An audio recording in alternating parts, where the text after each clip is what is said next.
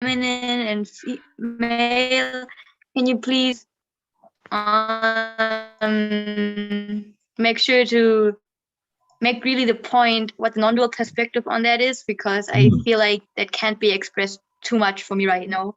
I will, no problem.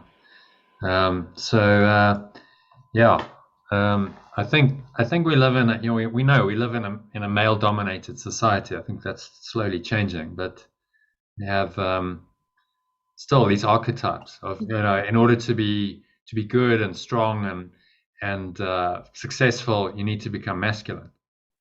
And you see it quite a lot in the business world. Women who've been in sort of the corporate world for quite years, they become quite hard, maybe even harder than the men. It's interesting, just like it's a hard edge because they've learned that this is the way. You have to be very like masculine and competitive and hard-nosed and no emotion and cold and clinical, and so then we suppress what we call the feminine. It's not really. It's just it's actually a truer aspect of our nature. It's more connected to our spirit, which is non-dual. It's not actually feminine or masculine. It's just that's what we term it in this dualistic world.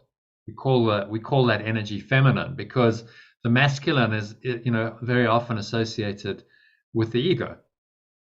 So instead of using masculine and feminine, talk about ego and spirit. I think it's maybe more helpful. It's okay. Well, what are the qualities of the And ego? then Well, yeah. Katie, do you want to say something? that reminds me of that reminds me of you just make a great point that we mix things together, like this is female and male are ideas of this dream, and then I think isn't that level confusion. We bring the truth into these dualisms, and then like, oh, we have to fight for the female, and in 100 years it might be that we have too much femaleness, and it's like everyone is like doing like there is no male power to concentrate on things and to just bring them into just like give them a form, and then we are too much into let everything be, and it becomes like let everything be like in an unconscious pattern, an unconscious way, like non like not being honest with ourselves. And this reminds me of where Buddha was sitting under the Bodhi tree, and then that's a story that he heard how a music teacher was saying to a student, if you tighten the string of the guitar or whatever instrument too tight, then it will break. And if you hold it too not with enough pressure, then it won't make any sound. So it's more like that, and it's yeah. So it's what's appropriate in the moment.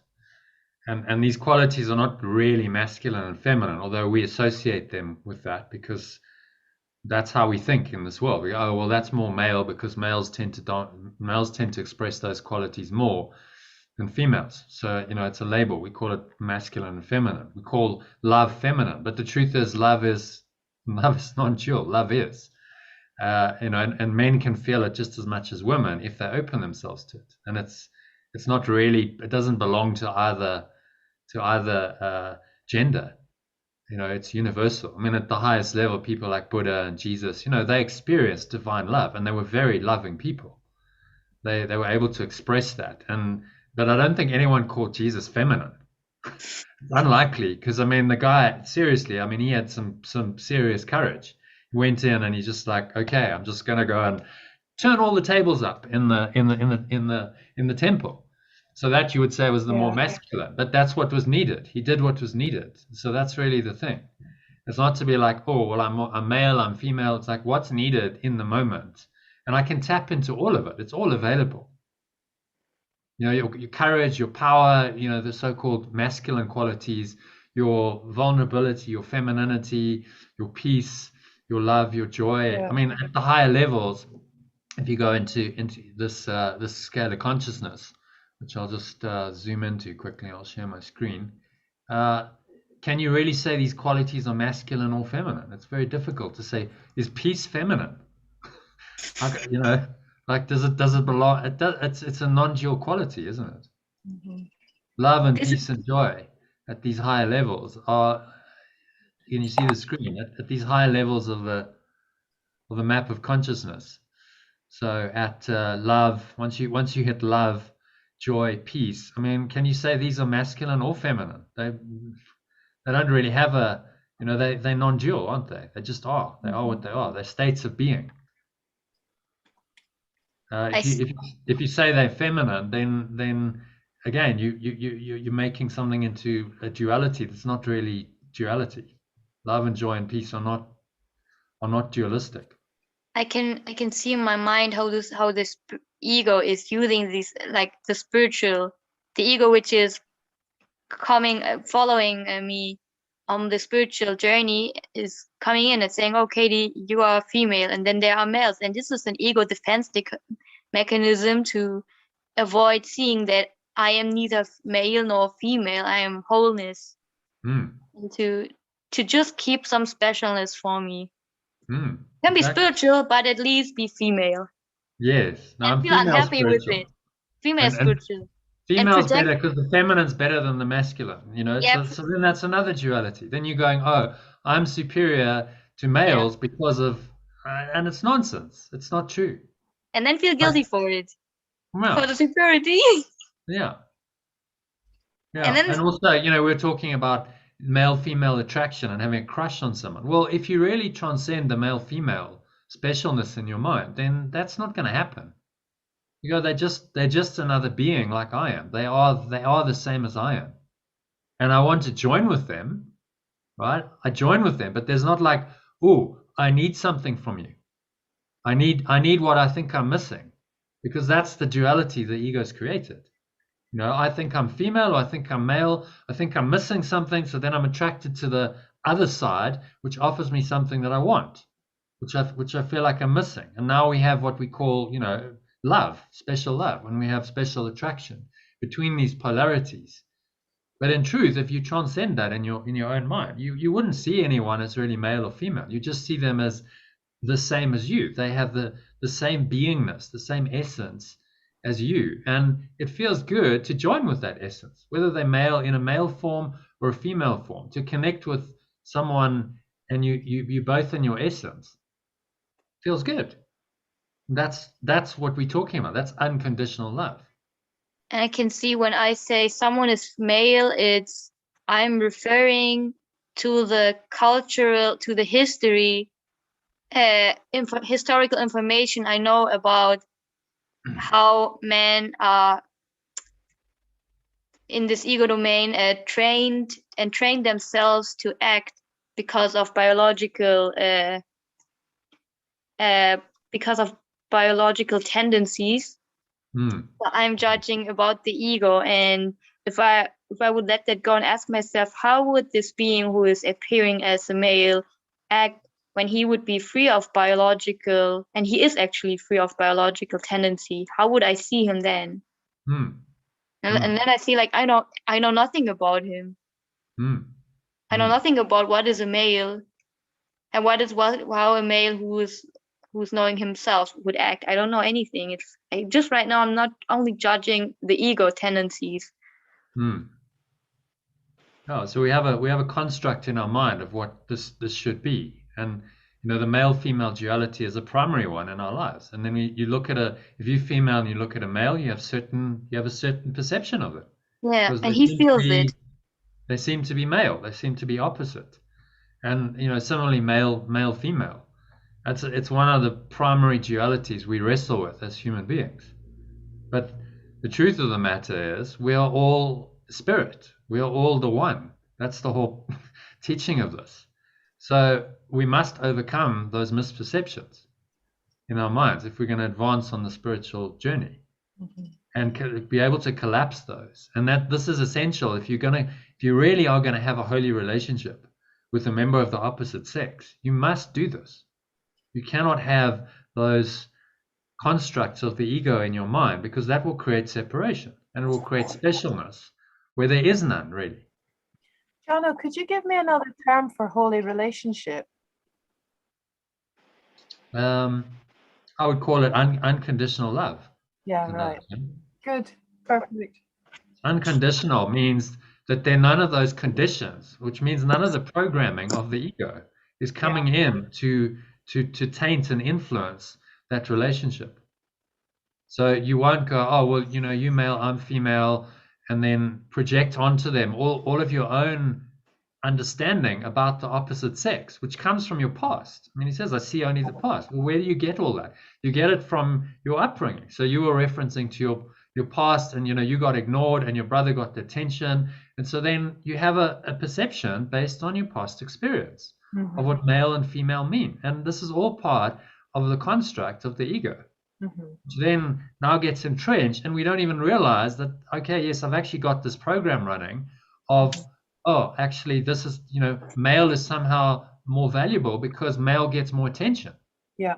So therefore, I tend to that subconsciously, and you make yourself into more of that, and then you deny a huge part of your being, who you are, because your ego is telling you, oh, that's going to be more successful at getting the love that you thought you were missing. And so when you do an exercise like we did with the drawing, it just reveals itself, doesn't it? It's like, well, look at the male coming through, and you know, it's quite hard. It was interesting because you notice the harshness of it. There's kind of quite a kind of a harsh, and it's not really male. It's an aspect of the ego, and we associate that with the masculine. Oh no, you know, because males are kind of, it's the idea of strength, and you know, you're going to get stuff done, and pride.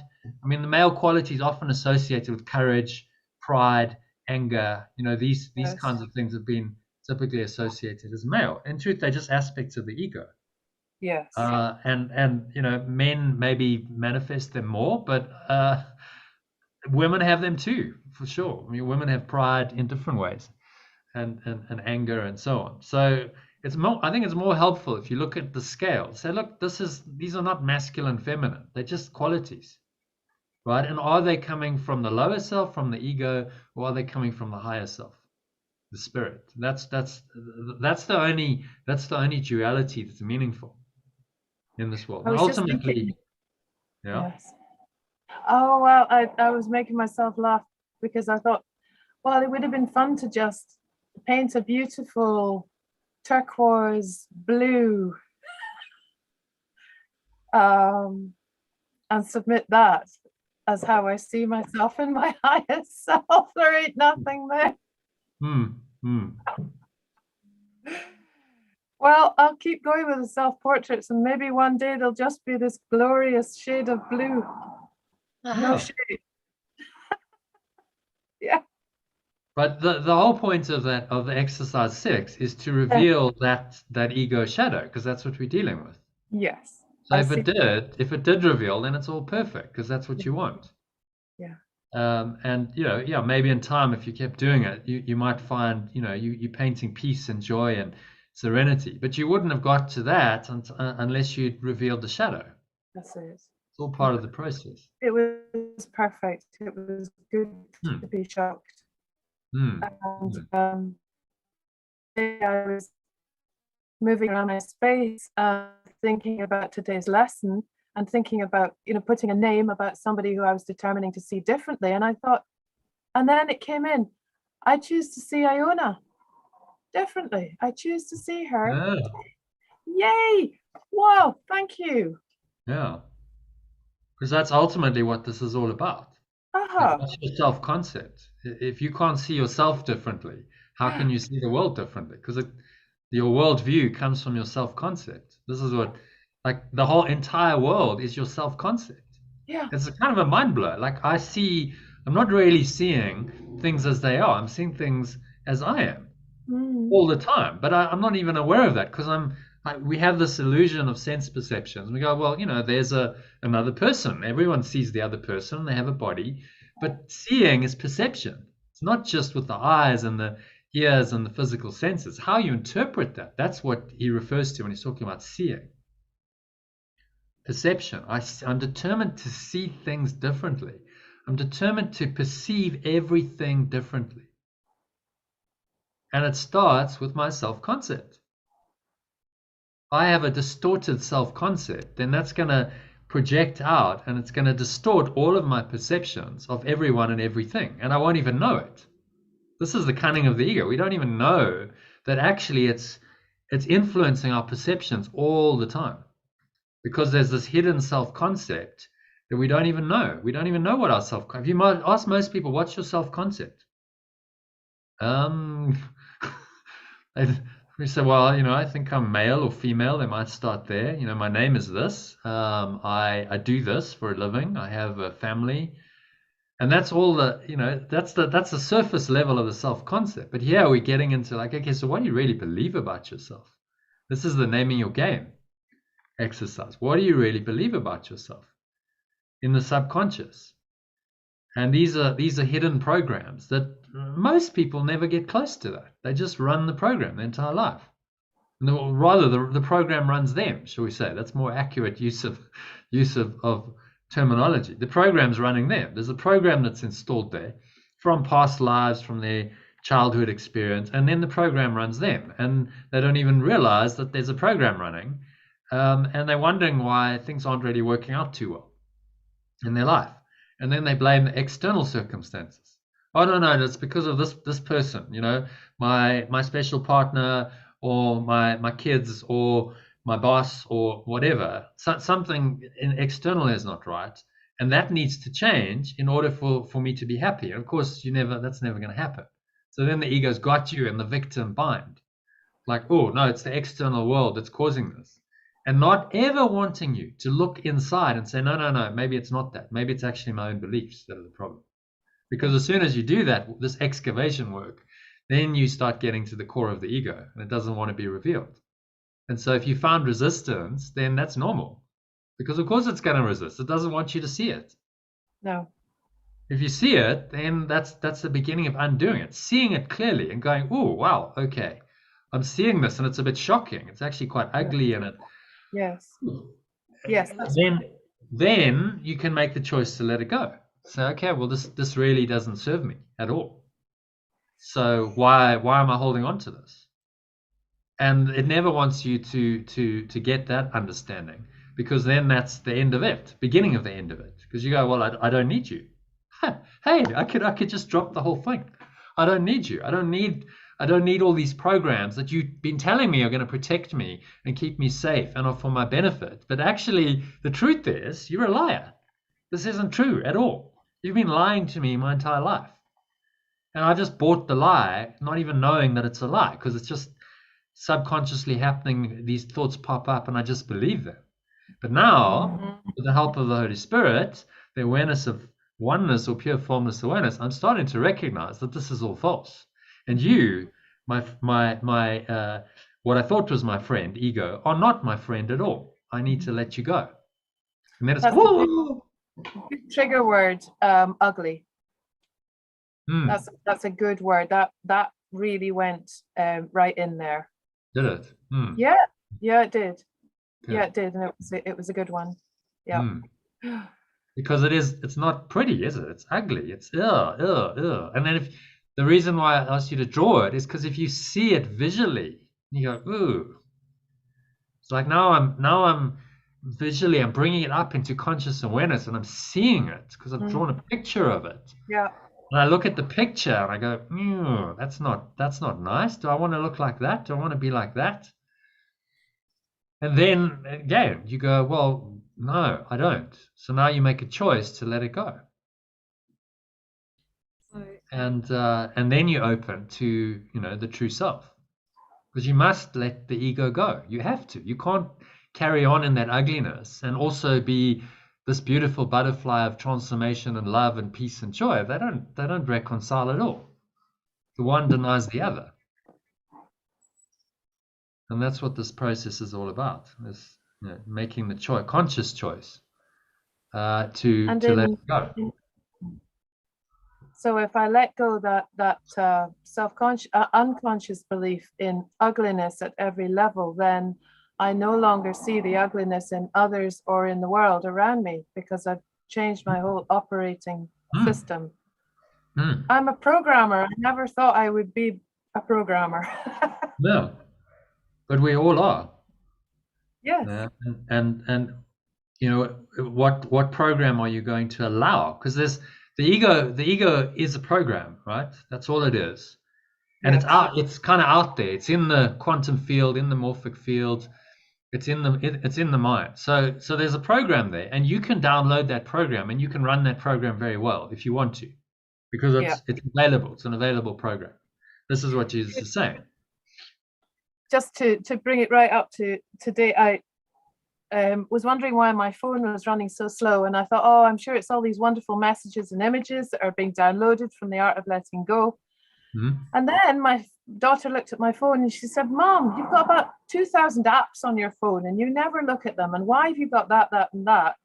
And so I very happily spent half an hour deleting lots, and stuff that I didn't care about, was never going to see again. And I just thought that was helpful for me in just getting rid. And of course, the program's running so much better now. Exactly. You just got rid of the crap. Just got rid of a whole lot of crap. It's cluttering it up, and it's just useless noise. And that's kind of what the ego is. It's just useless noise, and it's continuously coming in and slowing everything down and creating blockages, and it's all that static noise. You know, if you listen to a radio, it's like it's all of that, and you just want to go, no, I'm letting go of that program. It doesn't serve me anymore. It's not a software program I want anymore. But I'm not gonna allow my precious, like my holy mind, to be used by this ugly program. It's not going to happen anymore. I have more self-respect than that. I like that phrase too. Ugly program. Precious. Which kind of refers us back to the Matrix, you know, the idea, well, which program are you going to download? I think Marlene is trying to speak, but I can hear you very well. Marlene? Yeah, we don't have audio. I don't know what's your Oh. I thought you wanted to try your phone. Do you want to try your phone? Because you can't interact. Yeah, try your phone, and then when you get in, I'll remove you from the laptop. Because if you can't speak, it's a bit frustrating. I'm kind of happy that Marlene is also speaking, because I didn't hear her often speak. Yeah. That's great if she can interact. So don't be frustrated. Just share what you want to share. So that's quite a nice lead-in to today's. We're gonna do the flipping your flop, and finding your essence identity, which is is what this is all about. Know thyself. Who are you really? That's the hero's journey. I mean, here's Lucy. Lucy, how are you? Hi. How was the dancing in the woods? Oh, today we were on the beach. There was a lot of crying. Yeah, there was a lot of crying and hugging. Okay. Good. I'm very happy to be here, though. Yeah, fantastic. We're just doing a little sharing. Okay, Marlene. Hello. Nice. Hello. Okay, so I'm just going to remove you from the one, because otherwise we're going to get this feedback loop. Thank you. There we go. Okay. Okay. So you wanted to share something, Marlene? Yes. So what I wanted to say was that when I looked at my drawing, I thought, this is really bizarre, but I put it down. This is like the resistance. I put it down to my bad art. So even that became kind of like an excuse. And I thought, okay, look, I'm really not very good at drawing. And maybe what I was trying to draw was not what was coming on the paper. So I just thought that was quite interesting. The ego really does look for all kinds of ways of covering it up and looking for excuses. Yeah. And I think what came through, I don't think it's a bad drawing at all. Compared with my drawing skills, like all these amazing. So, well done, everyone. But It's interesting again. There's like a masculine edge to it, isn't there? There is, yes. Yeah. So if I'd have done what my mother did like 100,000 years ago, she was in school and the teacher asked her to draw a frog. Yeah. So she couldn't draw the frog. So she drew a stone. And when the teacher asked her, where's the frog? My mother said the frog was under the stone. Okay, interesting. So at least Well, that's another way of doing things, yeah. And I totally resonate with you in the turquoise. I kind of like also looked at myself and I said, okay, so can I draw my spirit guide drawing or do I have to draw the real drawing? So yes. Yeah. Yes. Yeah. Yes. Because you got to, to get to the other side, the higher self, you've got to look at the lower self. So you just have to. Otherwise, you've bypassed. I think Lucy used the term spiritual bypassing. Yeah. Yes. Okay, well, I'll just bypass it because I'm so special and so enlightened that I'm already there. Well, if you're not there, then you're delusional, aren't you? You haven't done the work. Then you're just kidding yourself. You haven't actually gone. It's like wanting to go through the hero's journey Yes. and not having taken the journey. So no, I've been through it. It's like imposter syndrome. It's a fake. It's like you're saying, no, I'm here. I've been through the journey. So I'm here, and you're pretending to be here, having done this whole process and at 1 month, and actually you haven't taken the journey. Yeah. And so you're back in the known, but you actually haven't ever left the known. You've just kind of gone, oh well, I'll just skip all of this, this real work of the hero's journey, and I'll just pretend, and that's never going to get you anywhere, because you actually haven't left the known world of your ego. So you gotta. It's a process. You got to go through the journey, and you're all doing that with this course. So well done. That's all I can say. It's not the easiest of work, No. is it? But Oh, so worthwhile. I said to Elaine at some stage, I said, you can do whatever. There's so many practices. I mean, you'll know, being at Finland, there's so much stuff there. There's so much, seemingly amazing stuff. You can do all kinds of modalities and work, and but if you're not willing to go to the very core of who you are, then it's all just fluff. You're not really getting to the core of anything. Yeah. You've got to get to the authentic self. Yeah. Who am I really? That's the core. Who am I really? Like really. Not let's like pretend and play and let's cover over and let's make another false self that's seemingly a better version of the self. Who am I really at the absolute core and essence? And if I'm willing to go there, that's real transformation. And anything else, in my view, is not really transformation. It might lead you, like some of these modalities can be very helpful, but at some point you actually have to look at the self and go, who am I? Who do I think I am? And who am I really?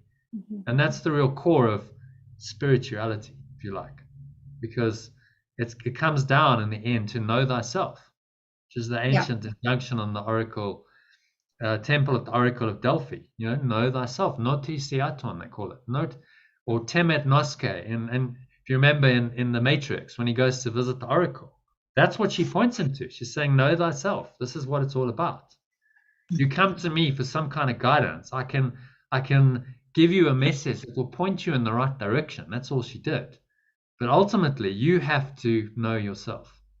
And that is a journey. That doesn't just come. It's a process and it's a journey. And he had to go through his whole journey of challenges and temptations and dying twice and then being reborn in order to know himself. So that's what this process is about.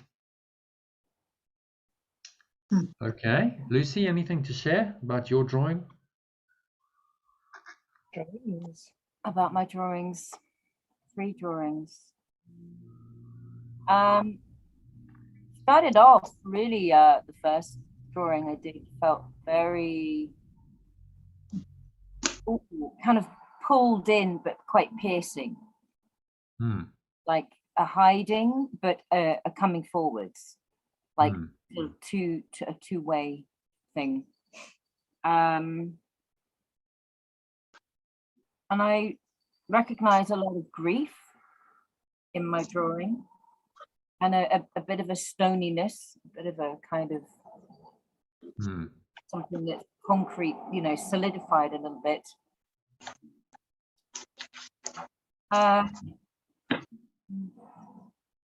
Second one kind of lightened up. So I was really curious. I did one and then I just, you know, first we did the second one and then the third one. No,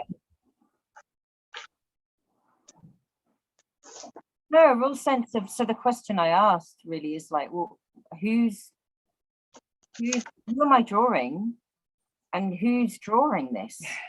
I really got into that, you know, like, well, I have no idea who's drawing this. I think I'm drawing really like, and then I just sort of, and then there wasn't really much more analysis around it. But the third one, yeah, I was kind of curious again about the sadness. Yeah. Much questioning. Yeah, I think, yeah, questioning. Yeah, I think so. I think so too. That one a bit lighter. Yeah. You know, artistically, I really like your use of purple. Nah. Yeah, interesting. Eh? And the looseness. So, you know, it's just an exercise for you. It's self-revealing. That's the point of the exercise. Yeah. But if it helps you to see the shadow and maybe see beyond that. But I think ultimately, who's drawing? That just blew me away. It's a great. It totally blew me away. It's like, and then the portraits didn't kind of make sense anymore in a way. They were just images somehow. You know, I started off going, oh God, she's so sad. Oh my God, she's so full of grief. And then I got to, I don't know who's doing all this, you know, who this is, who, yeah. So who is the you that thinks you are Lucy, you see? This is quite a profound, it's like, wow, who's actually drawing here? And who's looking in the mirror? How did the mirror exercise go? Who's looking in the mirror? Yeah. And who's looking at who here? I mean, what's actually happening here? Can it be, these kinds of exercise can be a profound, like, experiential way into a non-dual understanding, because you just go, whoa, like, who's actually looking? I thought it was Lucy looking, but is it really? Or is it just pure formless awareness looking at a dream figure, going, who is this seeming person? Yeah, exactly. And I realized that the more, like, I did 3 portraits, and I thought the more portraits I do, the more revealing this could be on that very subject, you know. You know, where's it gonna go if I do 20 portraits? Well, you can explore it, do it, and see what happens.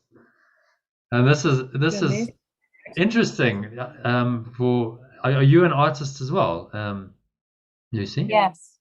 Yeah. So you're both artists. So isn't it interesting how art can be used for transformation? Yeah. And so there's like, okay, so what can you do with art that really leads people down this path? And put that into the mix and go, okay, well, Spirit, show me, because maybe there's something that you could do around this to, like, you know, coach people, art coaching. Why not? Get them to draw themselves as a self-revealing exercise. And then you just guide them through the process. And so there's art involved. And often people are so like, well, I can't draw. And, you know, so you've got to kind of help them a little bit get over that. And even if they can't really draw, it doesn't matter, because they just need to draw what's coming up, however that expresses for them.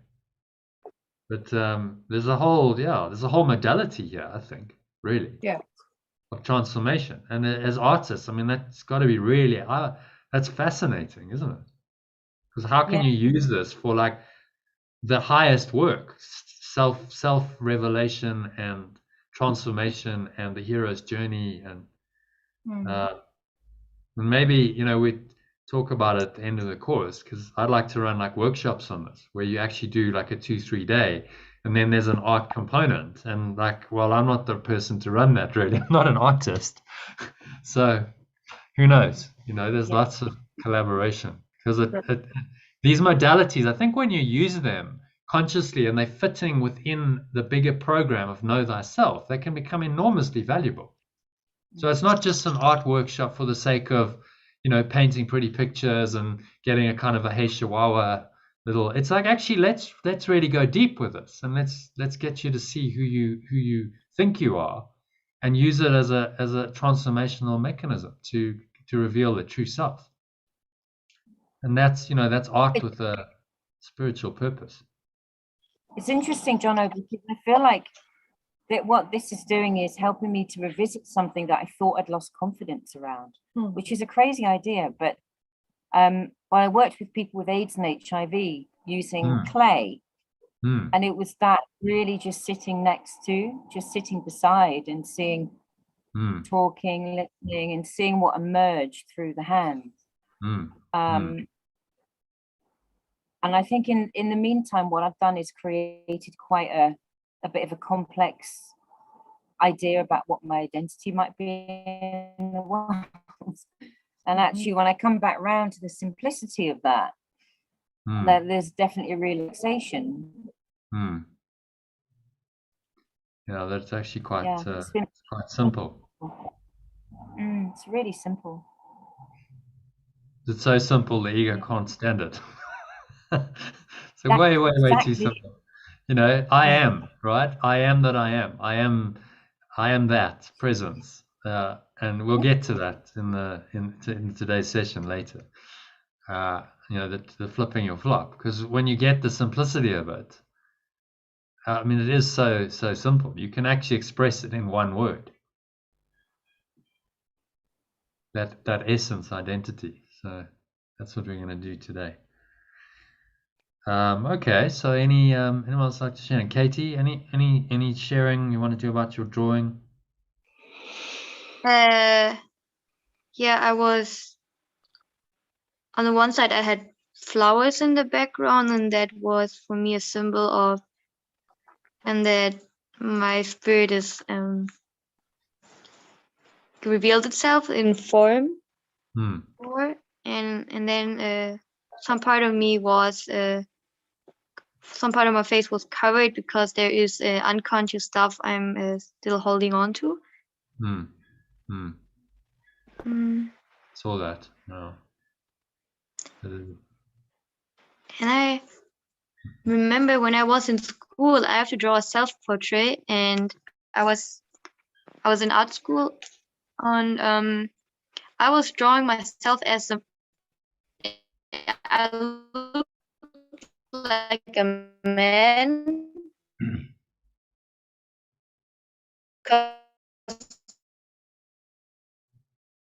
You're breaking up a bit, Katie. I thought I knew. Can you hear me now? Can you hear me now better? Yes, that's better. Okay. Yeah. Yeah, I draw also myself like male, because I projected that something is wrong with me, and the first thing my ego mind wants to pick up was, oh, okay, I think I just identify myself with being female and not being right female, so I just say I'm now too much male. Yeah. And that was a concept I wanted to play with. And I was it was my the drawing was kind of surrealistic, like it was like not like Dali, but it was like that. I was kind of inspired by what he was doing, and I was like laying like this in the drawing, and under my hands were tiny little mouths, like mouth, and I was looking like upwards in that drawing, and it was for me a symbol of I felt so suppressed and victimized. Mm. I was projecting that outside. Mm. And the people in my school, they were like, you look like a man and you didn't look like that. Mm. It was like, it looked very dark, that Mm. and that painting. Mm. Have you still got the painting? No, I throw it away because I don't want to. I don't want, You don't I see had it. resistance to it. Some years ago, I throw it away. Mm. Mm. And I just wondered right now, could I identify with it? And I looked at a picture in my mind and I saw, no, I would draw now a different picture where maybe I stand on the window and draw faces on the windows and then think, oh, the faces on the window I draw are the faces of the people behind the window. But that's what I'm doing. That would be the actualized self-portrait for me. Mm. Mm. Well, why don't you try drawing that if you feel inspired? We're going to do this. We're going to revisit this exercise at the end of the course because we're going to do a holotropic breathing session. And then afterwards, I'm going to ask you to go and draw another self-portrait and see what comes. So that might be the higher self that then reveals itself. So it's an opportunity for that. But, you know, whatever comes, because the holotropic takes you in to this very deep, it's a very deep transformational modality, and you can have all kinds of, you know, otherworldly experiences. And then you do it again, and then, you know, see what comes. So that'll be interesting. See if giving each other a little fist pump there. Okay, so and there was something else I want to add. I just thought, when I'm making for myself real that I'm female, like which is actually saying I'm limited. When I'm making real, this is just a concept, and every concept limitation. Like, so I say, oh, I'm limited, and then I'm going to Holy Spirit, and Holy Spirit is giving me advice, which I judge as male. Then I'm tempted to say, no, I can't take that because this is not fitting in my concept. Yeah, your self-concept then denies because the spirit will give you what you need. So if you need courage, then it'll say, okay, you need a bit of courage here. And you go, oh, no, but I'm female. I'm not male. Courage is male. And so you deny a huge part of this whole sequence, this whole map of consciousness. You know, all of this is accessible to you. So if you need courage, you can access courage, male or female. If you need willingness, you know, often these kind of courage, willingness, these are more, you know, male type qualities. But it's all just part of this journey, the hero's journey of transformation. And there are going to be times when you need these qualities. And as you journey up, yes, you start with courage. Okay, well, you know, so if it's only a male quality, then females just couldn't do this, could they? Because it starts with courage. So then you deny yourself the transformation because I can't have courage because that's not a female quality. I mean, it's crazy, really, when you look at it like that. It's like it didn't make any sense. It's like we just make it up because if I want to see courage as something male, I will see it like that. I will find all the arguments in the world it needs and I will create them. And if I want to see femaleness as courage, I will find examples like, oh, they bring children to birth and they go through tremendous pain. Isn't it courageous? So I could discuss about this forever till I die and reincarnate and die.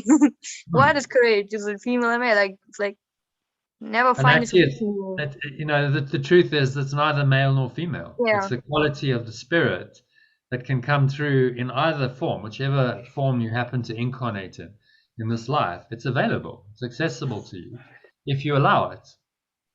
And so, you know, to come back to our original point, this is about going beyond the stereotypes in your own mind.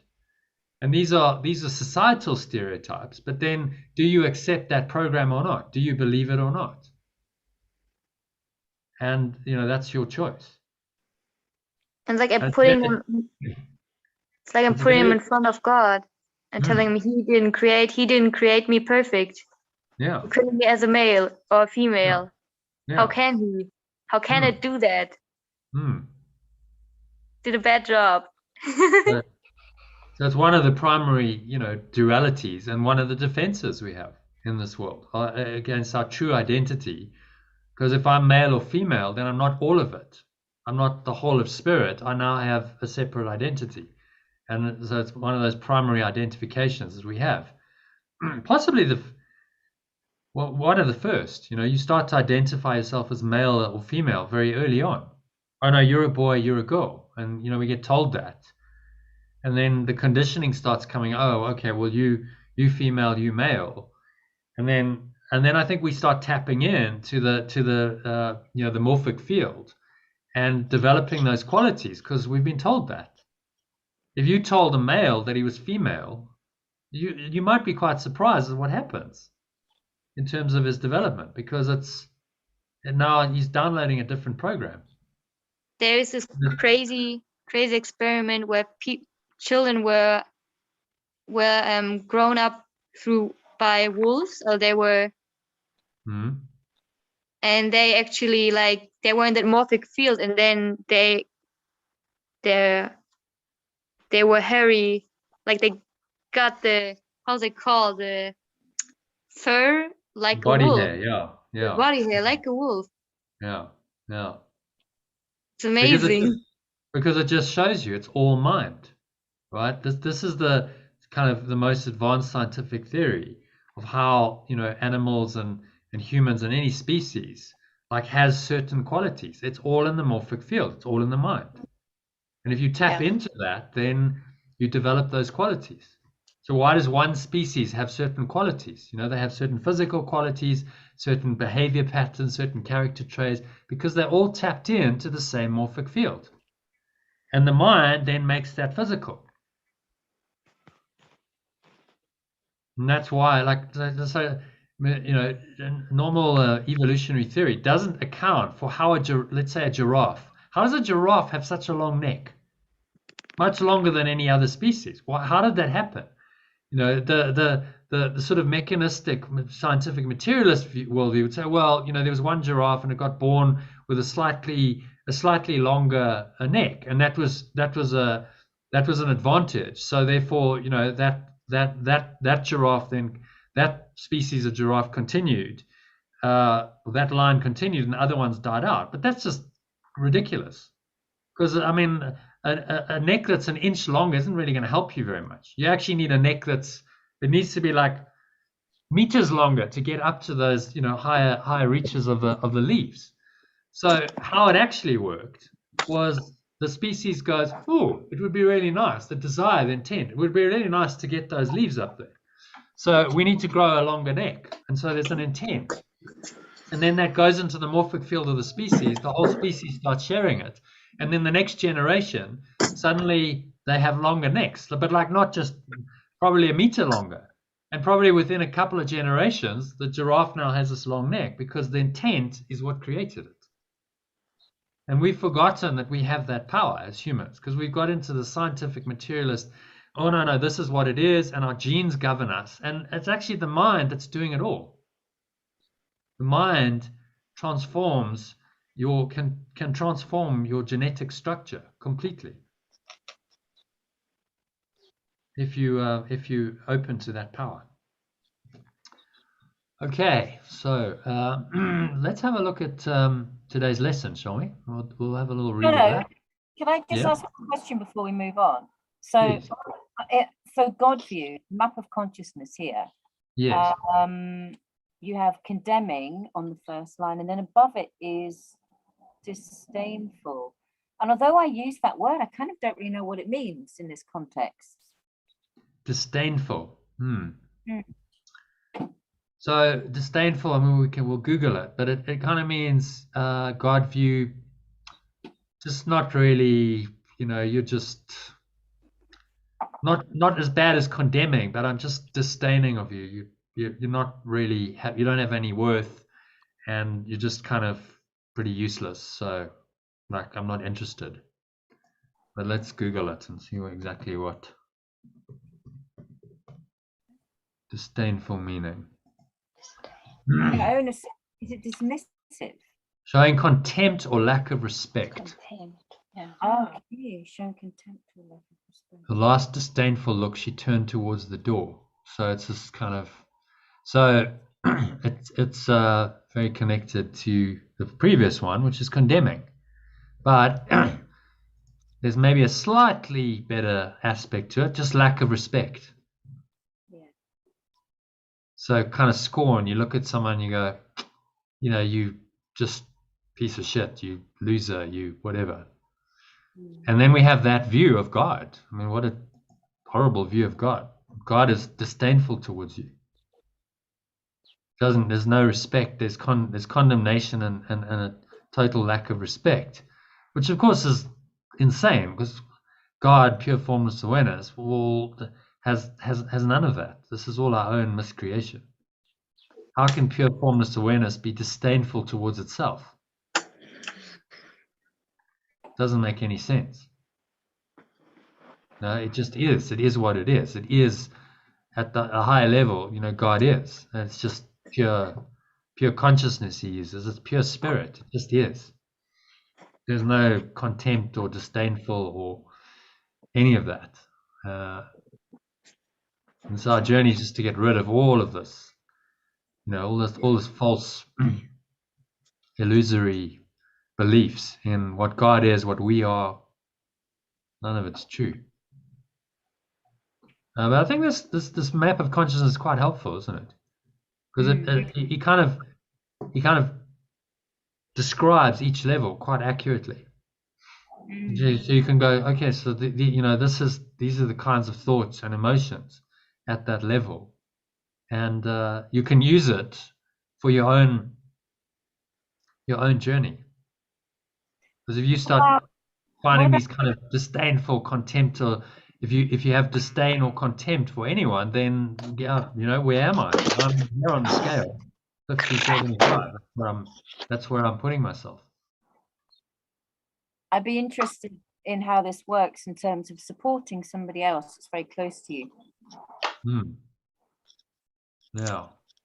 So if you use this as a way of seeing where they are, it's a way of getting some awareness without any condemnation or judgment. You can use the scale to see where they are. Okay, so let's say they've got a lot of grief. You know, grief is their level, and then you'll see that at grief you get these kinds of other things showing up. The emotion is regret. Life view is that life is tragic. It all ends up in death.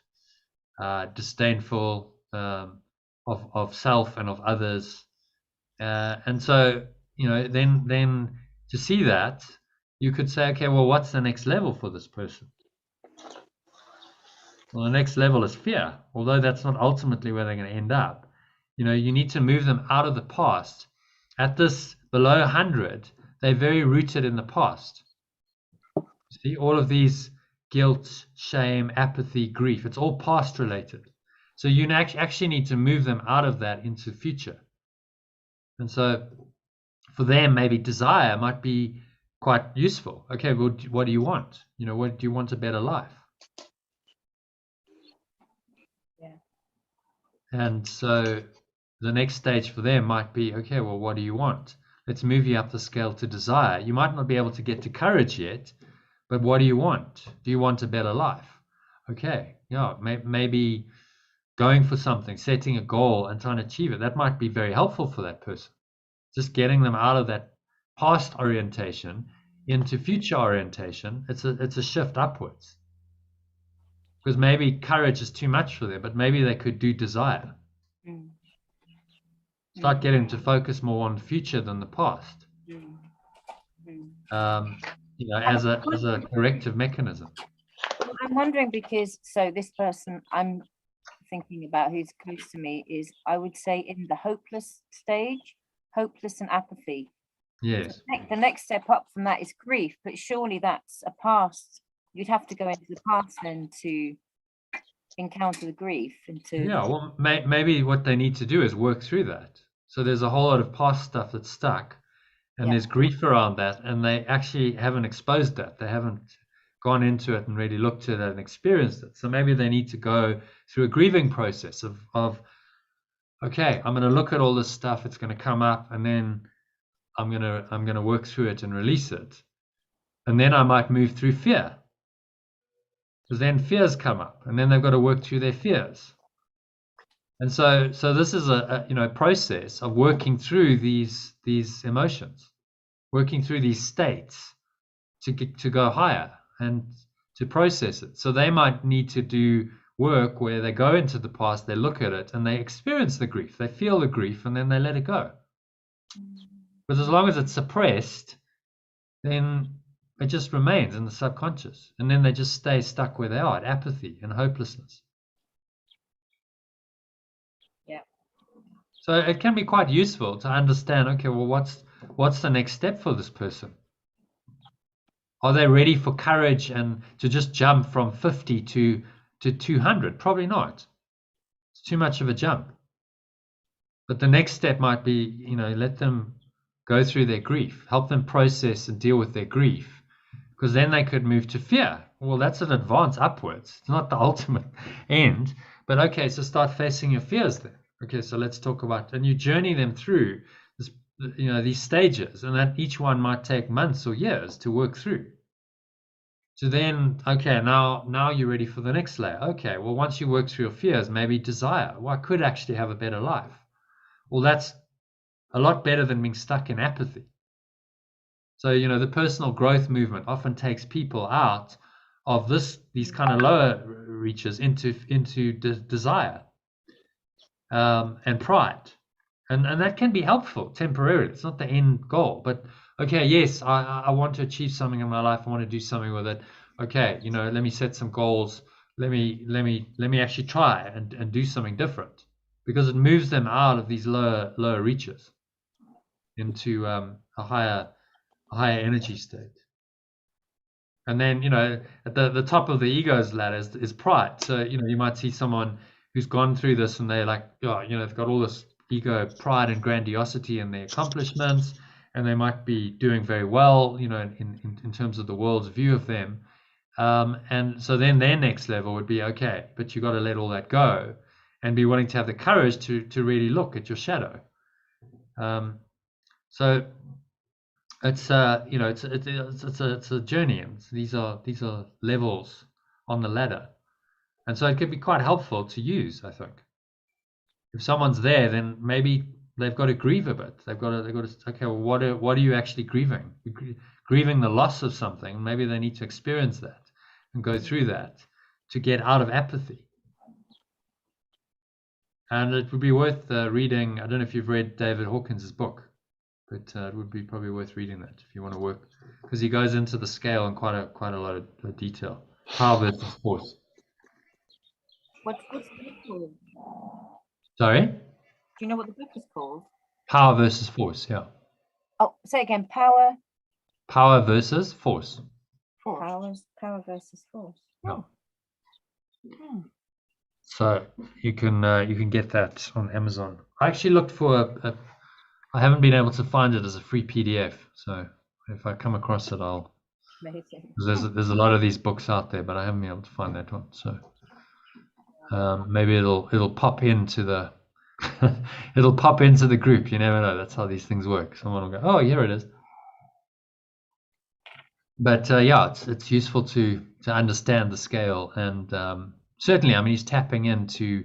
It's still within the domain of consciousness, but it's part of this transformation to go through these levels, and I think this is fairly accurate in terms of the levels we do go through. They tested it with kinesiology, so they would do muscle testing on hundreds of, I think they did thousands of volunteers who muscle tested, and then they created the scale from the muscle testing, and they'd say, okay, well, at what level is courage? And then they'd go, are you still strong at 175? Yes. Are you still strong at 200? Yes. Do you go above 200? No. Okay. So that's well, my courage 200, and the numbers are arbitrary, really. It's just a log scale that he's put numbers to it, but the idea is that there are these levels. So the one level is slightly higher than the other. And then as you go through the levels, you climb up the scale ultimately into enlightenment. Okay. Any more questions? It's on Audible. I just wanted to say if people like listening. Yeah. I'm sure you can get it Audible, Kindle. So definitely worth listening. David Hawkins was an interesting guy. He was definitely tapping in to spirit. This was coming from a higher level.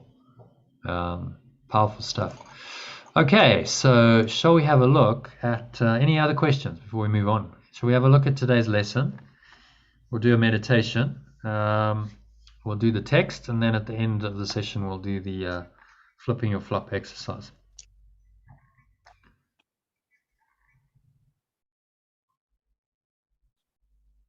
Okay, so let's have a look at the lesson quickly. Where are we? So,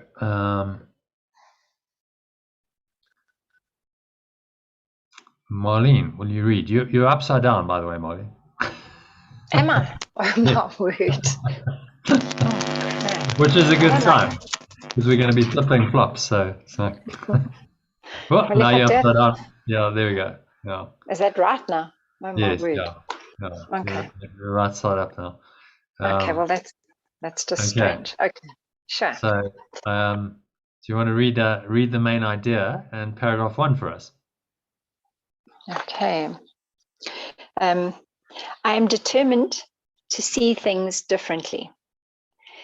The idea for today is obviously a continuation and extension of the preceding one. This time, however, specific mind-searching periods are necessary. In addition to applying the idea to particular situations as they may arise, 5 practice periods are urged, allowing a full minute for each. Okay, so we're actually going kind of into practice, but let's read the first 3 paragraphs just so you get an idea of what he wants you to do. So it's a continuation, extension of yesterday's idea, which is I'm determined to see. And remember, when he says see, he's not just referring to physical sight, what your body's eyes see. He's actually referring to perception. Determined to see, because I'm interpreting. It's an interpretive function of perception. So I'm determined to see things differently. So I'm determined to see everything differently. Which, as Lucy said, I must then be determined to see myself differently. Okay, so paragraph 2. Katie, will you read that for us, please? In the practice periods, begin by repeating the idea to yourself. Then close your eyes and search your mind carefully for situations, past, present, or anticipated, that arouse anger in you. The anger may take the form of any reaction, ranging from mild irritation to rage. The degree of the emotion you experience doesn't matter. You will become increasingly aware that a slight twinge of annoyance is nothing but a veil drawn over intense fury.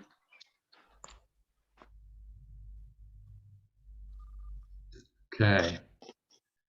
So that's interesting. Anything stand out for you there?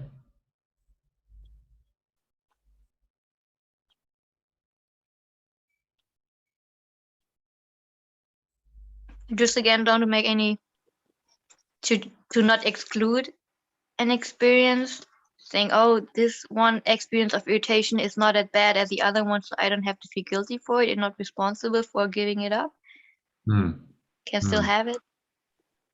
Keep some drama for me. Yeah, and he says, I mean, this is actually quite a mind blower, certainly for the ego. The degree of the emotion you experience does not matter. You will become increasingly aware that a slight twinge of annoyance is nothing but a veil drawn over intense fury. And it's worth remembering that as you journey on in this course. So I'm getting annoyed with someone, and I go, oh, well, it's just a little bit of annoyance. but actually it's a veil drawn over intense fury and rage and murderous attack. That's what it is. It's murder. So you get annoyed with someone, it's murder. Just remember that, because that's actually what you want to do. And it's being honest and seeing that, okay, actually there's a desire there to attack and to kill if I'm getting slightly annoyed with someone. And then that's like a wake-up call, like, oh, okay, whoa, just stop there. Stop right now. Look at the thought and let it go. Because, this is what it really is. You're seeing that he's trying to get us to see that even these, slight twinges of annoyance, like a mild ego emotion, is really just the tip of the iceberg. It's 10%, and then there's this massive, seemingly, massive underlying thought system, which is being revealed through this. So he's asking us to be more honest, be more aware and more honest with ourselves about these emotions, which often we're not even aware of. They pass through. I get angry, and it doesn't really disturb me. I'm like, yeah, okay, well, I'm just annoyed with that person. I'm irritated, and that's normal. He's saying, no, it's not normal at all. You need to become aware of it and use this as part of your practice of undoing the ego. Because I crucify my wholeness, or it seems like I can crucify my wholeness when I'm doing that. Like, if there's something which can irritate me in any way, which can give me the feeling that I'm not happy, then I'm crucifying. I dream that I have crucified my wholeness. Yeah, you've denied that wholeness, that loving presence. That's just okay. It's calm. It's happy. It's peaceful.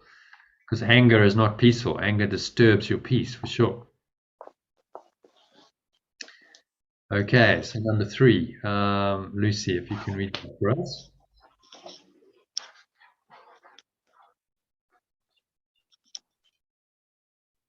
Try therefore not to let the little thoughts of anger escape you in the practice periods. Remember that you do not really recognize what arouses anger in you, and nothing that you believe in this connection means anything. You'll probably be well more in some situations, persons, and on others. On the fallacious ground that they are more obvious. This is not so. It is merely an example of the belief that some forms of attack are more justified than others.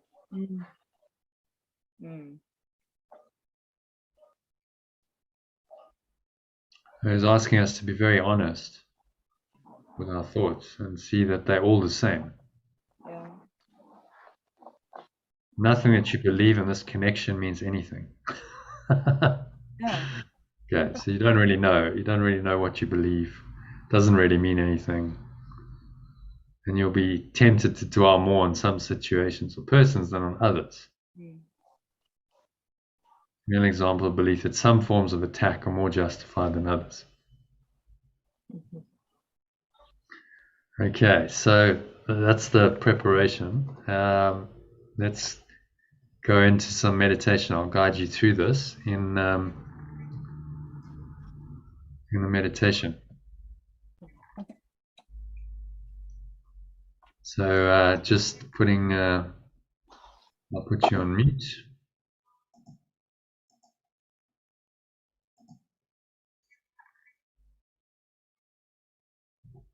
Making yourself comfortable. Sitting with your feet shoulder width apart. Back straight, cup your hands in your lap. Close your eyes. And start off by taking a nice deep breath in through the nose. So breathing in, noticing how the stomach rises and the chest rises. And the subtle flow of air in through the nostrils.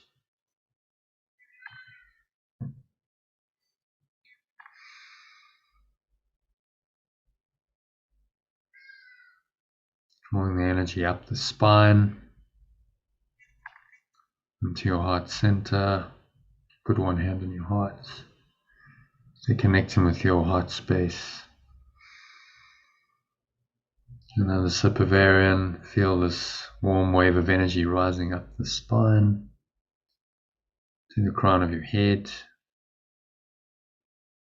pausing at the top of the inhale. And just scan your mind. So you're going to notice any thoughts going on, particularly anything that arouses anger in you, past, present, or anticipated. It arouses anger in you. Whatever the anger is, whatever form it takes, mild irritation with someone, to intense rage, just observe it and realize that the degree of the emotion you experience doesn't matter. It's all the same. It's one emotion, which is anger. Whether it shows up as a minor irritation or intense rage, it doesn't matter. So breathe into it. Just create some space, some light, some awareness around this. Just observe the feeling. So observe anger as a strong emotion. So observe what that does to your body. Notice any sensations arising in the body. Maybe there's a knot in your stomach, clenching of your jaw, your fist. Sense of heat, anger and heat are associated. Maybe there's heat in your stomach, on your skin. And so just search your mind for all the forms in which attack thoughts present themselves. And as you hold each one in mind, tell yourself, I'm determined to see, breathe into it, name of a person, if there's a person involved, differently. Or I'm determined to see there's a situation. Specify the situation differently. And to see it differently, I need to let go of my anger. So as you exhale now, you're just going to have a sense of releasing this feeling and this sensation in the body.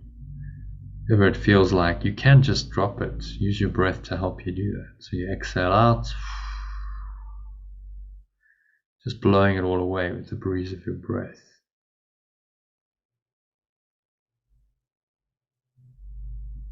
To the nothingness that it really is. Pull the lower stomach into the spine. Expel the last remaining air out.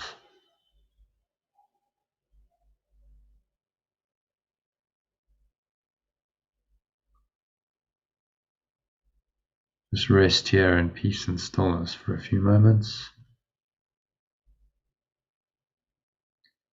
Notice in the gap between breaths, there's this exquisite opening, this peace that passes all understanding, that opens in your mind. Breathe in again. Keep breathing in the peace to every pore, every cell, every muscle of your body, every part of your mind, every fiber of your being. It's infused with this peace that passes all understanding. Clench the sphincter muscle, the muscle used to track the flow of urine or squeeze the last drops out. Lock the energy in, draw it up like a warm wave of energy, rising up into your heart center, into your crown. Just again, pause at the top of the inhale. And once again, look at your mind, scan your mind and notice. Try to be specific as possible. So you might be focusing your anger on a particular attribute of a particular person, believing that anger is limited to this aspect. So if that's the case, perception is suffering from this form of distortion, then just say, I'm determined to see and specify the attribute in that person differently. Determined to see the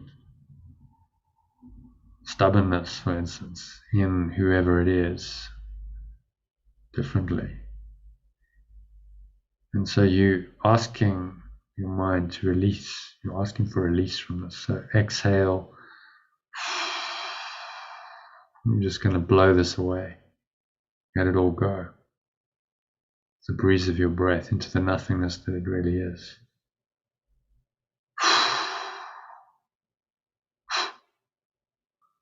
From the lower stomach into the spine. Expel the last remaining air out.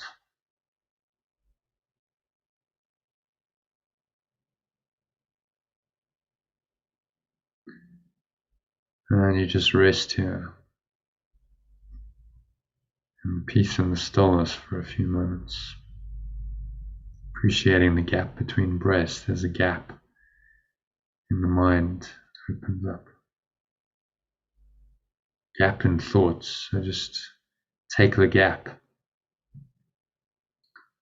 Go into this gap and let it take you deeper and deeper into your mind. In London Underground, they say mind the gap. But actually, in spiritual terms, the gap is where you want to go. Go into the gap.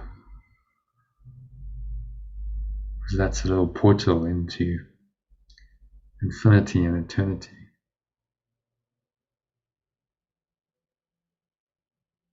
So just breathing,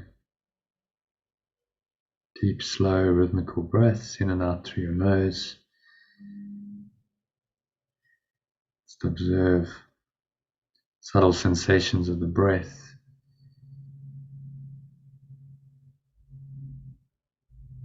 Observe how your stomach rises and the chest rises. Subtle flow of air in through the nostrils. Notice in the gap between breaths, there's this exquisite stillness arising in your mind, beyond anger and all forms of anger, irritation and annoyance and frustration and rage. Lies this beautiful stillness, peace, what you truly want, what you truly are.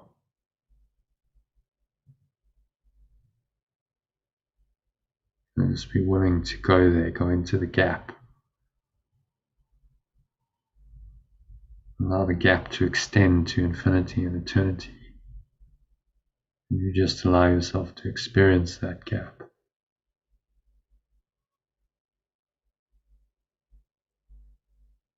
For the next few minutes of deep silence, nowhere else to go, nothing else to do, nothing else to think about. Just breathe in and out through your nose. Observe the sensation of the breath in your nostrils, the bottom of your nose, the tip of your nose, the bridge between your nostrils, and the area just below your nose, between your nose and your upper lip.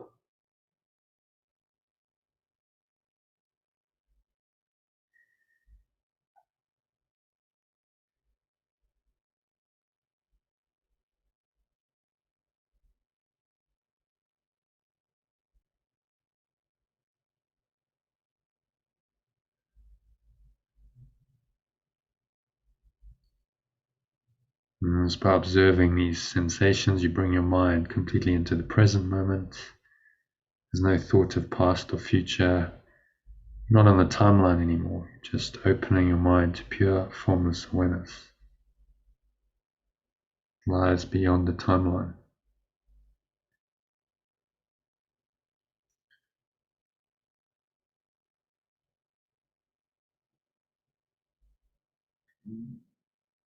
So just be willing to go there, go into the gap.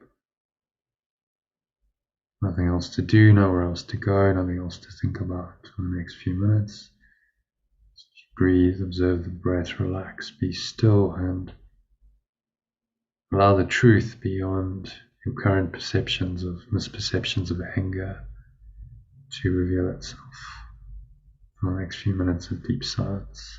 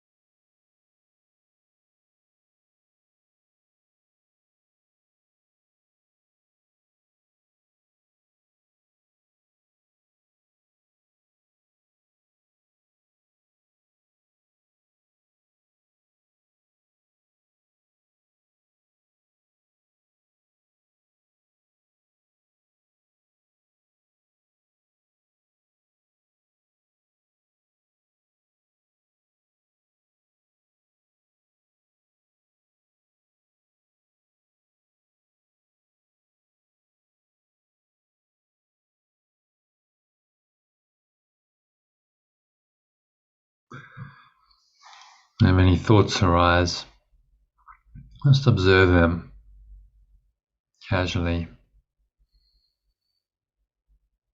Remind yourself, I'm determined to see whoever it is, name the person differently.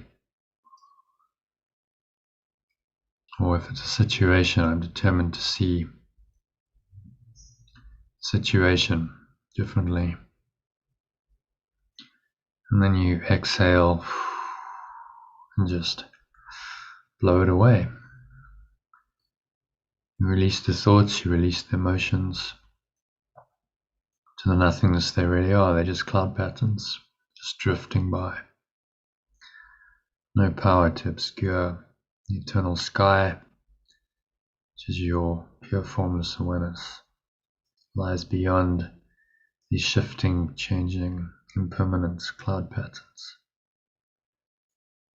So just go into that pure formless awareness, your true awareness. Let the light of your source shine through it.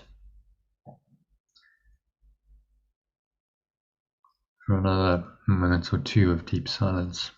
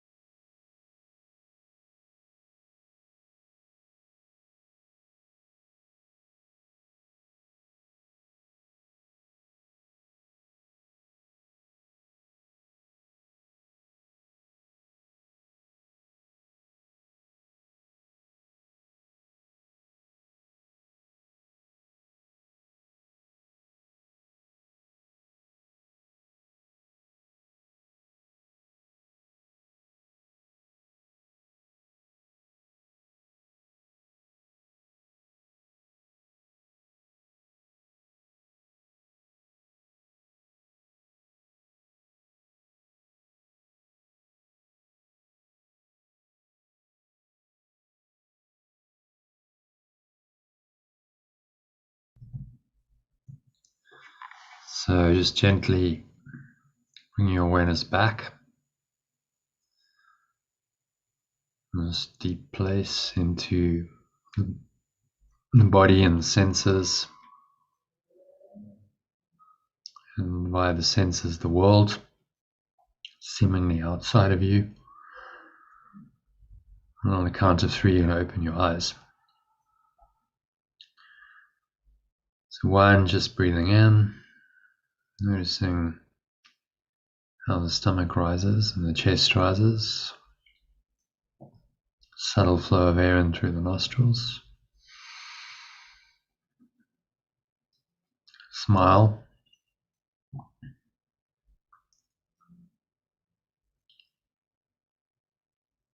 And scan your mind. At the top of the inhale, just notice whatever thoughts are going on, particularly any thoughts of anger, even a minor irritation, a little bit of annoyance. Just a veil of intense fury, as Jesus says. So Just going to observe that thought, emotion, and sensation in the body. Just notice how it shows up in the body. Maybe a clenching of the fists of the jaw, tightness in your stomach, a heat. And you're going to remind yourself that I'm determined to see whoever it is that you're angry with differently, or I'm determined to see the situation, name the situation differently. And then exhale, blow it all out. So imagine you blowing it out like a kind of dark red smoke, because that's what anger feels like. Symbolized anger is usually red, shades of dark black in it. So you just blow that all away, and it leave your body, leave your energy system. Pull the lower stomach into the spine, so expel it all out. The breath, you're completely empty. The emptiness, notice there's a fullness, the fullness of the spirit arising. When you empty the vessel of anger, then the spirit can flow in. So on the count of 2, notice the weight of your body pressing down into the chair and your feet touching the ground. Notice what you're feeling with your hands touching. Notice as you breathe in what you're smelling. Just tuning into the subtle sensations. These are not gross sensations, subtle sensations. So bring your mind back into the world, but in a very present way. So you're training your mind to stay aware of the present, not go into past or future. Just being present allows the presence of the spirit to flow through your awareness. This is how you live this practice, being present, not being consumed by past or future thoughts.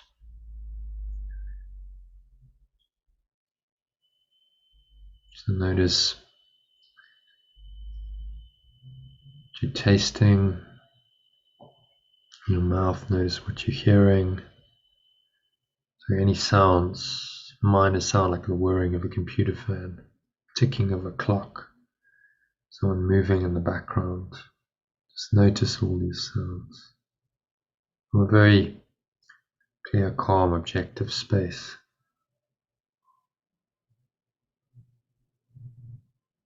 Just don't judge any of it. So how you perceive it is how you see it. So you start clearing away these judgments of your perceptions, and you open your mind to true vision, to being able to see things differently, as today's lesson says. So on the count of 3, open your eyes. Just take a minute to look around, ground yourself back into this reality. As you look around, just apply today's lesson with whatever you see. So as you look around, you see the various objects, bodies around you. Say to yourself, I'm determined to see whatever it is, whoever it is, differently. Do that for, say, half a dozen objects. Very slowly, casually, deliberately. Don't select anything particularly, just whatever your eyes happen to rest on. And don't avoid anything. Determined to see whatever it is differently. And then to conclude, just remind yourself of the key idea. I'm determined to see things differently. So anchor that state in. It's a great preparation for today's work, where we're going to literally see, you're going to see yourself differently. We're going to flip your fundamental life operating program, and that self-concept is what determines the world you see. So this is all about seeing differently. Okay, so that brings us to the end of the meditation.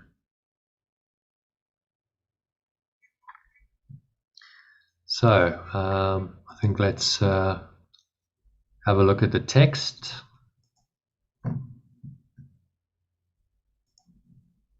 We're all up for that. Yes. So everyone's still with me? Yeah. Yeah.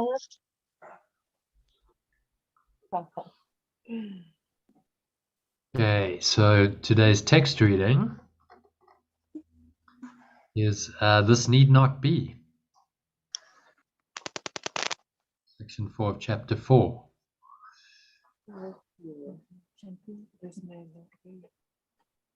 So who would like to start? Yeah. Yeah. Leona, yeah, do you want to kick it off with paragraph 1? This need not be. If you cannot hear the voice for God, a pure formless awareness, it is because you do not choose to listen. That you do listen to the voice of your ego is demonstrated by your attitudes, your feelings, and your behavior. Yet this is what you want. This is what you are fighting to keep and what you are vigilant to save. Your mind is filled with schemes to save the face of your ego, and you do not seek the face of You're not pure sure how to awareness. So Christ is the one. Christ is the one self. That's how we translate it. It's the one self. You do not seek the face of oneness. The glass in which your ego seeks to see its face is dark indeed. How can it maintain the trick of its existence except with mirrors? But where you look to find yourself is up to you. That's another super direct. I was going to say observation. It's not an observation. It's a truism. And I mean, you gotta laugh. The spirit is perfect. I mean, like, I don't choose these things. It just happens to be today we're doing this. And then we talked about mirror exercises and, looking in the glass. It's like, okay, how interesting is that? I've seen that showing up quite a lot over the last few days and weeks, and wondering if it's because you're so experienced in this, or if it's really sort of guiding the whole thing. It just happens. Yeah. That happens to be, I don't, the program of the course, like, these exercises, and when we do them, I just set it because it makes sense to do it once a week and on a Sunday. And then, we start the workbook at section 1 of chapter 1 and just work through it day by day. And then we happen to be here today, and we happen to be doing, talking about mirror work and looking in the face, where will you look to see your ego? And then here he is just giving us a message. It's really good. Yeah. Yeah, that's how it works. Yeah. It was perfect because ego didn't want me to share the pictures that I made. No. I thought I'll have another go. Yes. I'll produce presentable. Yes. Acceptable. Image in which the ego is well pleased. And what does he say here? The glass in which the ego seeks to see its face is darkened. Oh, your mind is filled with schemes to save the face of your ego. Well, that was one of my great schemes. Oh. However, it didn't happen. I put I put it up, so thank you. Yeah, well, that's about. And I think Katie did it first, so well done, Katie. Because I think you kicked off a process for everyone else. Yes, you did. Thank you. Thank you, Katie. Someone's got to lead the way. Okay, it's okay. I'm going to reveal myself. It's okay. No one's going to judge you. It's fine. That's the benefit of having a safe space. Yeah, that's it. And you see what he's saying. How can it maintain the trick of its existence except with mirrors? So you're not going to look directly. Mm. You're not going to look directly within. You're going to look at the mirrors. What do the mirrors symbolize? Deflection. Marlene, did you say deflection or Yes. deflection? Yes. Yes. Well, you look outside of yourself. Like, remember, the world is the mirror that you look in to see yourself, to see the ego. And so you look outside yourself in the mirror that the world presents, and you go, oh, well, there it is. That's what it is. It's not within me. That person is the problem. This person is the problem. This situation is the problem. The darkness isn't in me. The darkness is outside of me. That's the trick of mirrors. Projection, perception. It's a game of smoke and mirrors, and that's how it maintains the trick of its existence. But where you look to find yourself is up to you. If you're looking externally into the mirror, you're not going to find it there. But you can. This is the genius of the Holy Spirit. You can look at the mirror, and you can look at the picture, and then you can reinterpret it. Okay, so how is that showing or revealing the false self, the ego to me? And if I can see that, then I can let it go, and then the projections, the mirrors, can reveal the true self. So you can use the very same mechanism of the ego, projection, perception, this whole domain of illusion that it's created, to find yourself, to find your true self. But you must see it differently. That's the key. So today's lesson is also perfect. I'm determined to see things differently. Yeah. I must change my perception of what I see in the mirror. Okay, so any thoughts or questions on paragraph 1?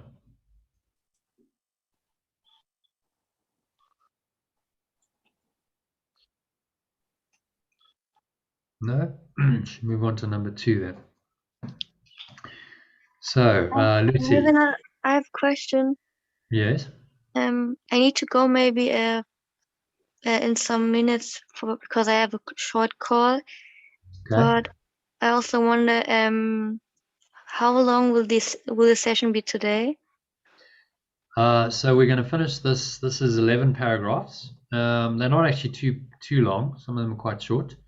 So we're going to do this, and then we're going to go into the flipping your flop, which will probably take another. There's only 4 of us, so maybe 45 minutes after that. So I'd say probably by about 5 o'clock your time we'll be done. One and a half hours. You can go and do your call and then come back if you want. Yeah, that's what I do. Yeah. Okay. All right. So you're going to go do that now. Yeah, I think I will wait for her call. So thank you. Okay. We'll drop back in. We'll probably still be busy with the text if it's only a few minutes. Okay. So number 2. Iona's read. Lucy. I have said that you cannot change your mind by changing your behavior. But I have also said, and many times, that you can change your mind when your mood tells you that you have chosen wrongly. And this is so whenever you are not joyous, then know this need not be. In every case, you have thought wrongly about some brother, pure formless awareness created, and are perceiving images your ego makes in a darkened glass. Think honestly what you have thought that pure formless awareness would not have thought, and what you have not thought that pure formless awareness would have you think. Search sincerely for what you have done and left undone accordingly, and then change your mind to think with pure formless awareness. This may seem hard to do, but it is much easier than trying to think against it. Your mind is one with pure formless awareness. Denying this and thinking otherwise has held your ego together, but has literally split your mind. As a loving brother, I am deeply concerned with your mind and urge you to follow my example as you look at yourself and at your brother, and see in both the glorious creations of a glorious Father. Or source. Source. Yeah. Okay, quite a bit there to unpack. So, you want to give us a little summary of that? Well, if you're not thinking a joyous thought, you're basically in your ego. Your ego is deciding for you what you're thinking. But actually, if you change your mind and you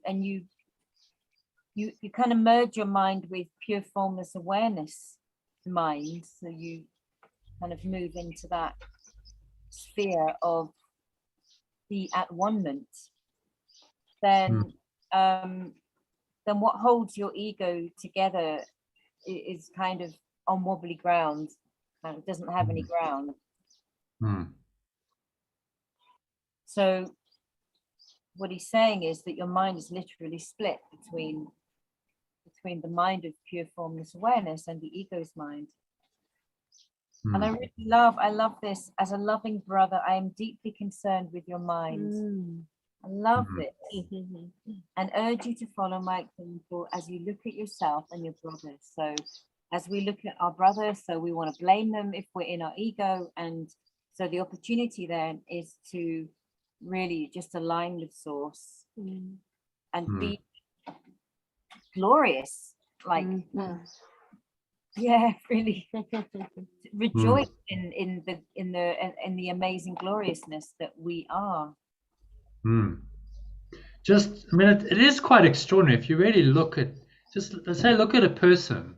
Maybe just do this exercise now for 30 seconds. So look, you know, Iona and Lucy, you're together, so you can just look. But Katie, Marlene, just you know, look at us, and you just look and go. It's quite extraordinary, really. Like actually, what we take for granted is just, oh, okay, they're these people, and we got so used to it. But like, there's a beingness there. Like, what even gives them existence? And if you really start to look at that, this is quite extraordinary. Like, what can you see in this other person? And then from that place, you see yourself. It's actually it's a pity we're not in retreat, because then you can actually do an exercise where you sit and you just stare at each other for a few minutes. It doesn't quite happen the same way on Zoom. And you just look and you appreciate the beingness of that person. And then you start to see they're not even really a person. There's like a quality of being that's there. And this is what he's pointing us to. You know, the glorious creations of a glorious source. The very foundation of being that's in that person. And yet most of the time you miss it because your mind is busy looking at images it's projecting into the darkened glass and perceiving that these things are true and not seeing the beingness of that being that's right in front of you, that's so obvious, it's staring you in the face, and yet you don't see it. Isn't it extraordinary? So how is that for, because you can really do it nicely, Iona, and how was that? Joyful. Yeah. Just a flip, like a whole flip, like, oh, of course. Of course. There's this being, and that's my being. Like, we're all the same being, and I'm just seeing my own self in this person. Yeah. And that is the unconditional love or the holy relationship that he's pointing us to. Yeah. Namaste. Yeah, I see you, right? I see you as I am. And I really see from my place of being, from my state of being, I see your beingness. And it's the same beingness, seeing itself. Which is quite extraordinary, really. Like, I'm seeing myself in you. And this is what he's trying to point us to, that in your brothers, you can see yourself. In every person, you can see yourself if you choose to look there. If you choose to look into the ego's darkened glass, then you will see the fragmented images, and really it's a projection of your own self-concept projected onto them, which then perpetuates the ego's, false identity. Receiving images your ego makes in a darkened glass. Yeah. You start to become aware of how you're doing that all the time with people. You don't see them really as they are. You see them as you are. Yes, they might behave in a certain way, but how you interpret that behavior is up to you. Yeah. And so it's trying to train our minds to go into this beingness and just appreciate it and say, wow, this is magnificent. It's amazing, extraordinary. And that's there in everyone. How many people do you interact with on a daily basis? Often quite a few. In every encounter, this is the holy encounter, you see yourself. You see the beingness that's there, that's staring you in the face. And that can be incredibly joyful. Have a nut. I'll have a nut. And so nothing extraordinary is happening, but it's extraordinary ordinary. Yeah. Extraordinary. You're just seeing what it really is, and you're going, wow, that's just amazing. That's actually mind-blowing. And if you're not in that state of mind, you go, well, there's nothing extraordinary happening. Why are you so happy and so joyful?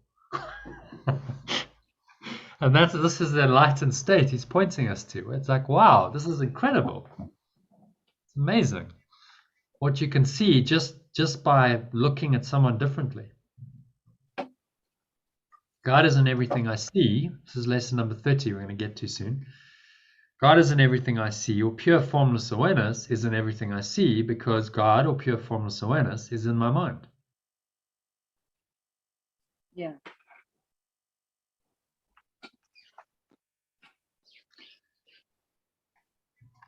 Okay, so any more comments or questions on number 2?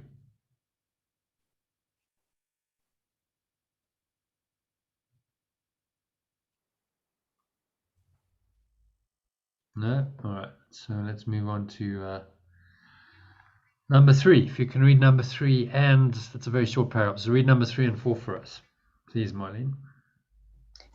When you are sad, know this need not be. Depression comes from a sense of being deprived of something you want and do not have. Remember that you are deprived of nothing except by your own decisions, and then decide otherwise. When you are anxious, realize that anxiety comes from the capriciousness of the ego, and know this need not be. You can be as vigilant against the ego's dictates as for them. Okay. So anything arising for you there? Anything stand out? Well, so the depression, it's not real. It's for something that you're yearning for, or that you think that you don't have, that you wanted. And because of that, you become depressed or disillusioned with your life. And so when you go into that anxiousness, you then have to realize that that anxiety actually comes from that state of ego and not from the place of heart and soul, and that it doesn't actually have to be like that. And so to become that vigilant person is to understand the principle and to become mindful that when those thoughts arise or that feeling arises, that it's actually not the truth. Yeah, very well said. So if we look at the scale, when you sort of down here, he's talking about desire for something that you don't have, which, as the Buddha said, is the source of all suffering. Because as he's saying, I'm lacking, I'm not enough as I am. I need something else to be okay. So that's the level of 125, and then anxiety is fear. So anxiety is one level below that, going, and often our fear is that we won't we won't have what we desire. It's bizarre. Okay, so I think I need this. I have this expectation, and I fear that my expectations won't be met. So these two are quite bound up with each other. Mm. And then he talks about the lower level depression comes from the sense of being deprived. So depression would be apathy. So you slip a little bit lower, and if you feel like, well, everything's hopeless and I'm never going to get what I desire, then you slip into apathy, don't you? It's like, well, what's the point of trying? Because it's never gonna work. I'm never gonna get what I want, and it's hopeless. Yeah. I think the other word that comes up is expectation. When you have that expectation of something or someone or about a situation, and it doesn't play out like that, you become depressed or anxious. Yeah, desire is really expectation, isn't it? Correct. You're expecting, or you craving something. Like, I need that to happen. I expect it, but it's totally your own mind that's doing that. Correct. No one else is creating that expectation. No. It's your own mind, your ego, creating the expectation, which then can be disappointed, and then you can feel the disappointment and the despair and the depression of, like, I never get what I want, and it's entirely self-created pattern, because who's expecting, and then making those expectations real, and then feeling like your expectations aren't being met, and then feeling depressed. It's just a game. Your ego's playing with you. Keep you at this, lower level, and keep you consumed with these thoughts and emotions, and not opening yourself to the peace and the love and the joy that are there, but they're covered over by all of the nonsense. Well, I had my little kind of revelation experience after 9 days of meditation. It was very clear, so clear, that we have just created this world in order to justify these thoughts and emotions that are all a load of rubbish. It's not true at all.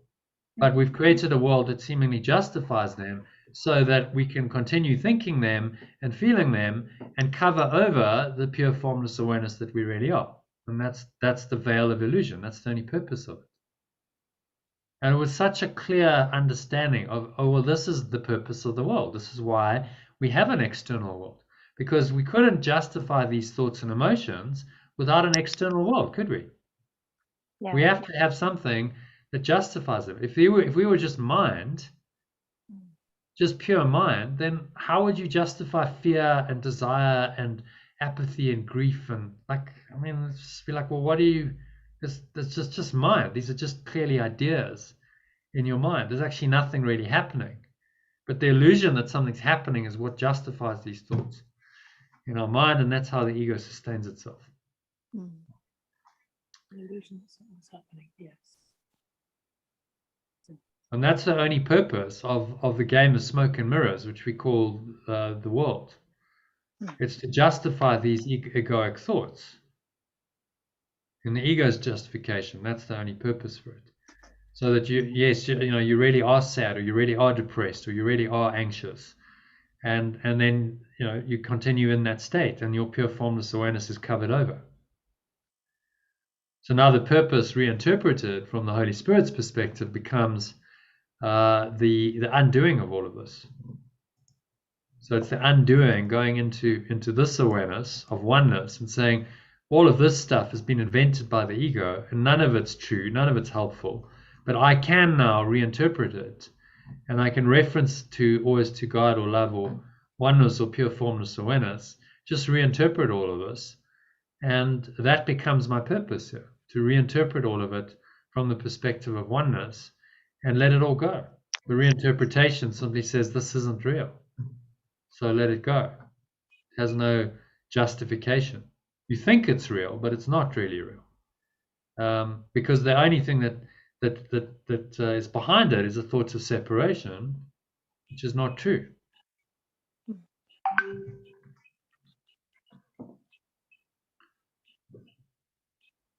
Okay, so does that make sense? Yes, thank Any you. questions on paragraphs 3 or 4? Okay, so number 5. I think it's Iona's turn again. When you feel guilty, remember that the ego has indeed violated the laws of pure formless awareness, but you have not.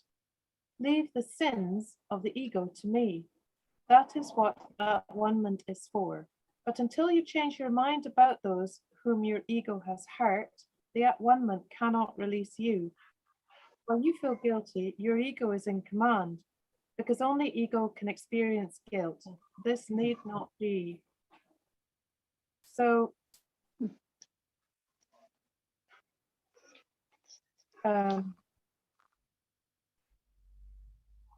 until I see myself as extension of formless awareness, I'm still trapped by ego, and I believe it's me that's guilty. Yeah. That's very powerful. Wow. Remember, the ego is behind. If you go to this descent into hell diagram, what underpins your sense of being an individual self is guilt and sin. It's at the foundation of the ego's existence, because it believes that it really has done the impossible. It really has separated from pure formless awareness. It really has created an identity, and it has destroyed. See, this is the destructive edge of the ego. In order to have its identity, it has to destroy God or love or oneness or pure formless awareness. Because I cannot be an individual and separate unless I've destroyed oneness. It's one or the other. And so this is where the guilt arises.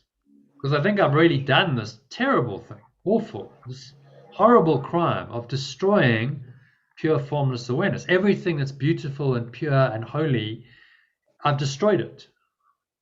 And so now that's the original sin that I carry, and that underpins my entire individual existence. And I cannot but help feel guilty. If I feel like I've done something this wrong, this bad, then guilt is a natural consequence of that. So sin and guilt go hand in hand. They're terrible twins.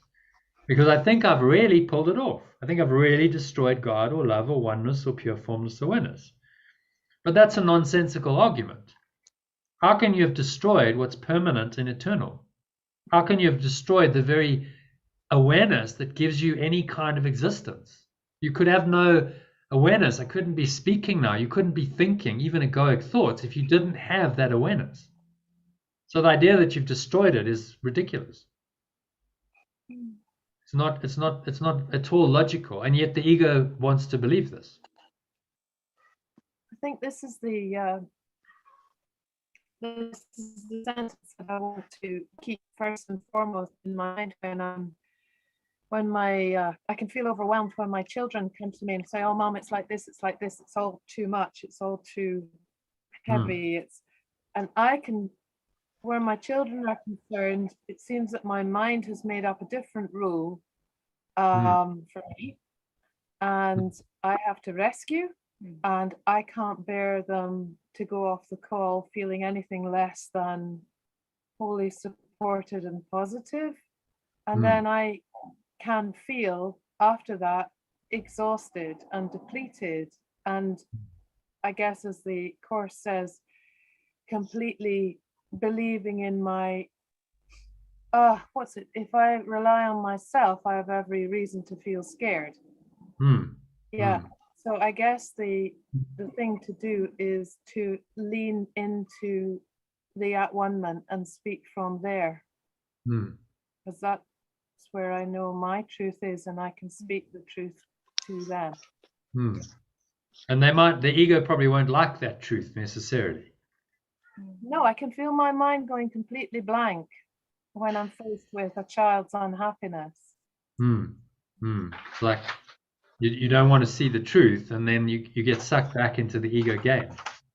Yeah, I do. And that's exactly how the ego works. Special relationships trigger us back into the ego. Yeah. And then all of this goes out the window, and you go, "Oh, no, but but this is my baby. How I can't apply this. This is my baby. I reared him or her, and like no. We have to make an exception here. That's right. So it's worth observing that and going, okay, I'm noticing that, and if you can overcome that in yourself, then that's a major transformation for you, but also for them, because you feeding into their pattern of guilt and trying to rescue them and not saying, look, actually, you need to take responsibility, like we all do. That's true parenting. Help them to mature spiritually and grow up into, mature spiritual adults on a spiritual path who are awakening themselves. That's the best gift you can give them. Oh, that's brilliant. They need to take responsibility for their own spiritual growth. Yeah. And if you can be a catalyst for that and just guide them, then that could be, I mean, that's the best kind of parenting, because you're leading them back to their true parent, to the source. That's where you're leading them. You're not really their parent. They came through your body. There's this whole mechanism we've invented with bodies, and they came through your body and came in your womb. But truth be told, like, their source is not that. Their source is pure formless awareness, or God. So if you can point them in that direction, and then you've got to let go as well and say, look, it's not up to me. They've got to choose to go this way or not. We've all got choice and free will. No one can force them to go there, but I can point them in the right direction and hope they go there. And if they don't, then let it go. The expectations, oh, well, yes, absolutely. I really want my child to become like spiritual, and they're not there and they don't want to go there. Well, you have to let that go too, and just say, okay, well, when they're ready. But don't compromise on the truth. If you're speaking to them, don't go into the, oh no, my poor baby, and I'm gonna mollycoddle you, and I'm gonna play in, because the ego loves the sympathy, which plays into its story. Oh, like I'm a victim, and I'm sinful, and I'm guilty, and I'm fearful, and all these things are real. And don't play into it, because you're not helping them at all to escape from that. You just feed the pattern. Yeah. And then what they want you to do is they want to phone up and get the sympathy. Oh, Mom, it's so bad, and then you go, oh, my poor baby, blah, blah, blah, blah. And it's all sympathy, and it's not really helping them at all to get out of that. No. And I see the pattern in my family. I mean, my brother needs a wake-up call, and my mom just keeps like feeding the pattern. I'm going, Mother, you have to be, it's like tough love. You have to like wake this guy up. He's sleepwalking through his life, and when you're gone, what's going to happen? Then the serious, then he's going to have a major crisis, because he's just not going to know how to cope, because he won't have his mother to, like call every 5 minutes. It's ridiculous. And he's 46, 47. It's like, you've got to help him grow up. I mean, surely that's what a parent should be doing. Help him grow up and become spiritually mature and like able to stand on his own 2 feet. Surely that's true parenting. That's empowering. But if you want to play, see, she feels the guilt. So then she's playing into the guilt, and she doesn't want to face her own stuff and let it go. So then it becomes a codependent pattern, doesn't it? So their sympathy, their need for sympathy and to perpetuate their ego's victim identity plays into your guilt. And then you have this codependent ego pattern, and none of you is very happy in that, but the ego just wants to perpetuate the pattern. Yeah. And not actually say, no, okay, no. Yeah, talking about empowerment. Yeah, I really like that idea. Good. Okay, so moving swiftly on to number 6. Yeah. So Katie's back with us. Katie, do you want to read for us?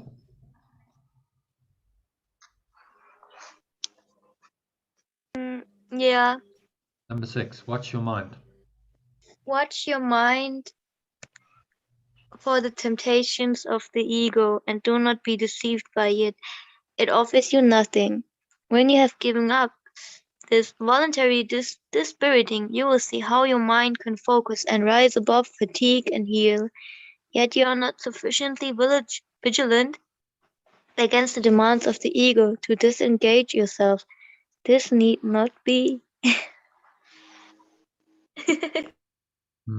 Don't smack your head against the wall.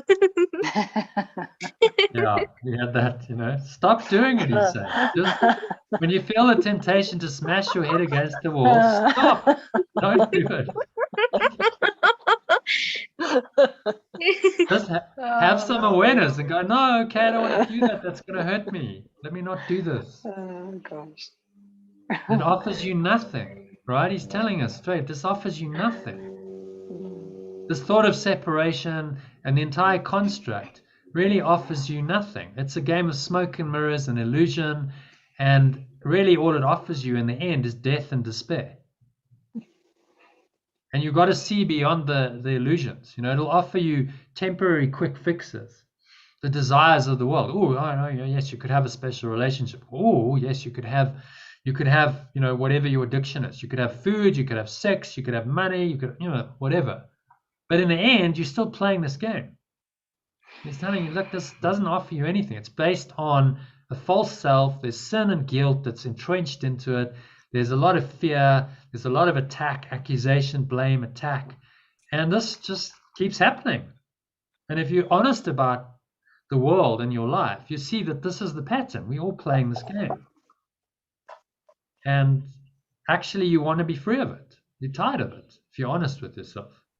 I mean, isn't this just such a tiring game to play? Yeah, very much.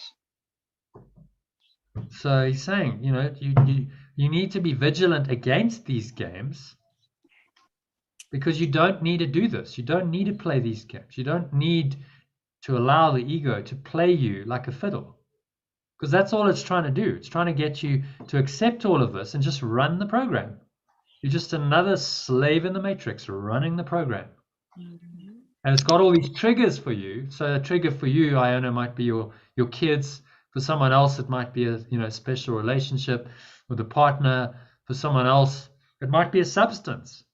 It might be something that they crave, like a drug or food, or an activity like shopping or whatever.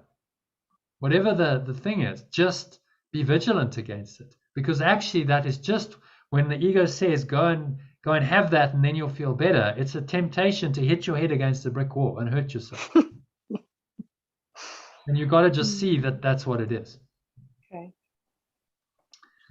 So these temptations, do not be deceived by them.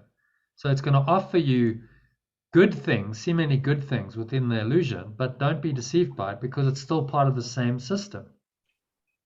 And it's all a system of control. As Neo came to understand, it's a system of control. That's what it is. So don't buy into it in any way, shape, or form. Okay, so number 7. Whose turn is it? I think it's Lucy or Marlene.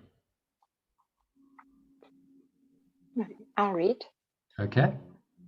The habit of engaging with pure formless awareness and his creations is easily made if you actively refuse to let your mind slip away. So just translate that into the neutral, gender neutral. Instead of his, it's its. Oh, it's okay. Okay.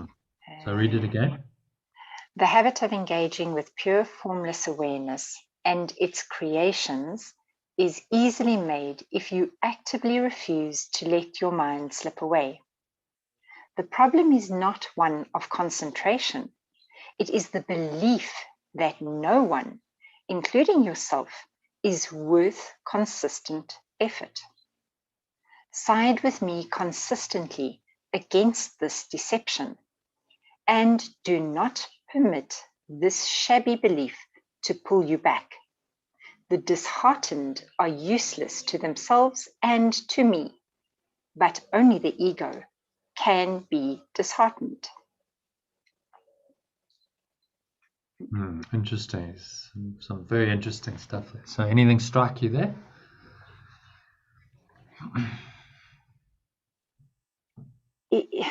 So it comes down to that watching your mind. Don't let these things get the better of you. The problem is not one of concentration, but it's the belief that no one is worth consistent effort. In other words, you don't believe that you are worthy of being better and doing better and giving yourself better and seeing the world as better. You rather slip back into the deception that you are living in currently. And obviously that makes you disheartened. But the ego is actually the thing that is feeding on all of this that you're not choosing to be and give yourself. Yeah. And that this program, we're going to go into this shortly, of not feeling worthy. Yeah. That is everyone. I mean, I've done this exercise with many people. It's everyone's program. It's the ego's program. You're not worthy. So don't even try. Don't even forget this transformation stuff. Don't even try and be better, because you're just not worthy. You're basically guilty, and you're a sinner, and you're condemned, and there's no use even trying to improve yourself because you're just worthless. That's the ego's conception. And you notice if people believe that, then they're down at this lower level. Like Lucy, you said you knew someone who felt hopeless, apathy. John also knows someone, depressed for years and years, and it's just a view of themselves as hopeless. It's like I'm not worthy, and their minds got so convinced into that belief that there's no ability to question it and raise themselves up higher and say, no, well, actually, maybe it's all a load of BS. Maybe I am actually worthy. This belief is just not true at all, which is what he's telling us here. So speaking of John, let's welcome. Hi, John. You're just muted. Welcome. Yeah. Hi, everybody. I'm just popping in for a little while. Yeah. I've got half an hour or an hour or something. Yeah. Okay. Well, we're just finishing off the text, so let's ask you to read the next section. Any questions on this paragraph 7? Makes sense. No. It's so perfect for today's session, what we're doing, flipping your flop, and because he's talking about exactly what we're talking about, the ego and being vigilant against its devices, and overcoming this disheartening, at these lower levels. It's so disheartening because you just feel like I'm not worthy, and what's even the point of trying?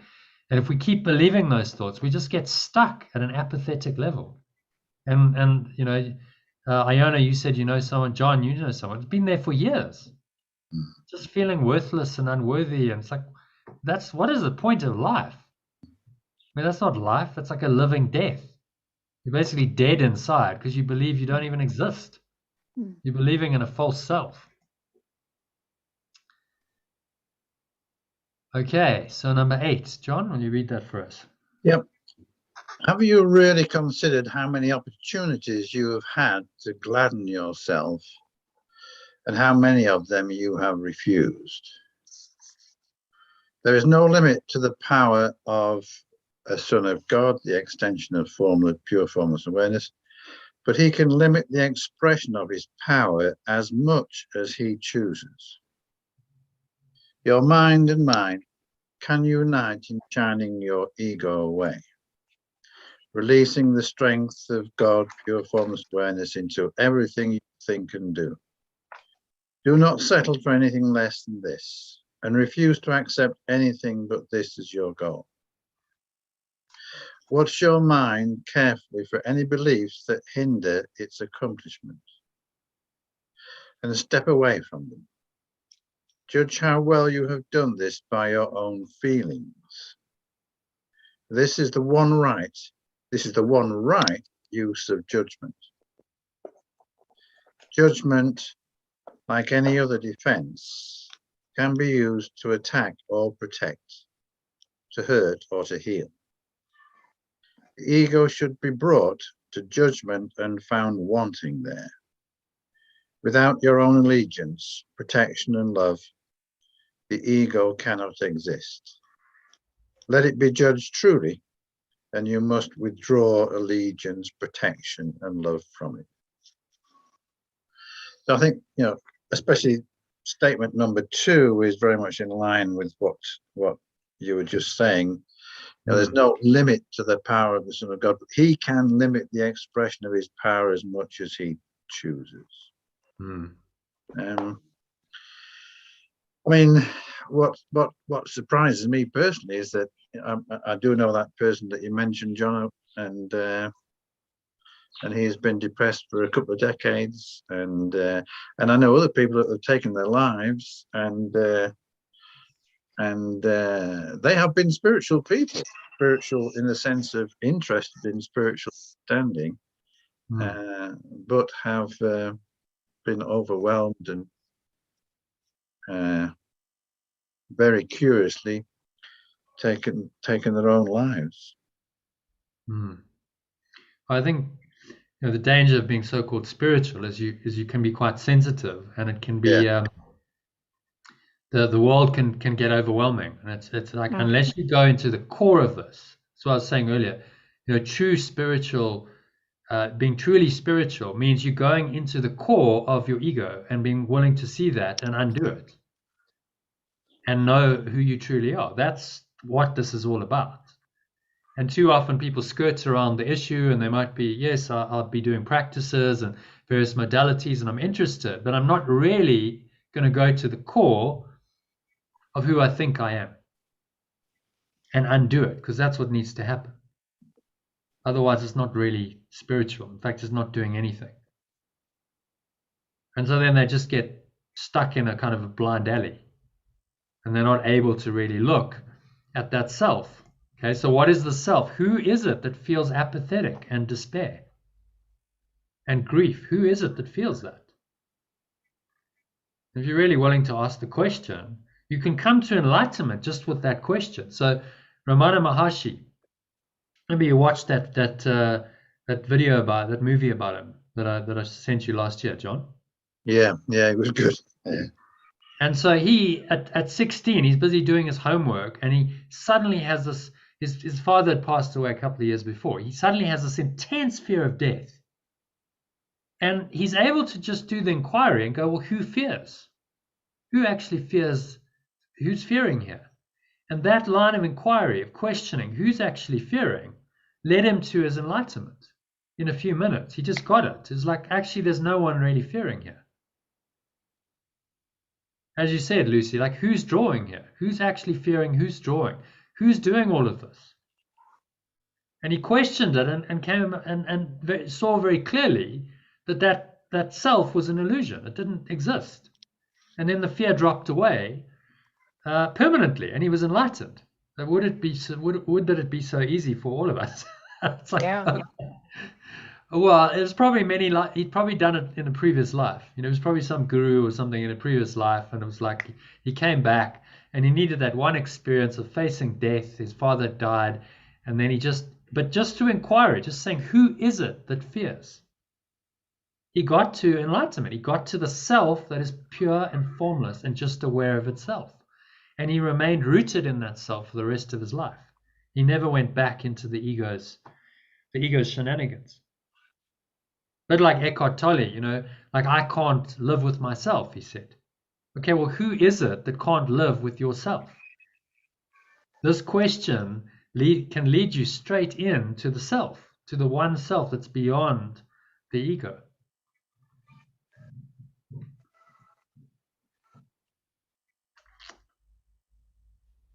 And have you really considered how many opportunities you've had to gladden yourself, and how many of them you've refused?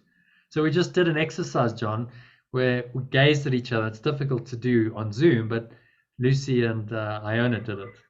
And so in that minute, like, there was an opportunity to gladden yourself. And that opportunity is there all the time. And yet we don't see it, because we're just in the ego's misperceptions.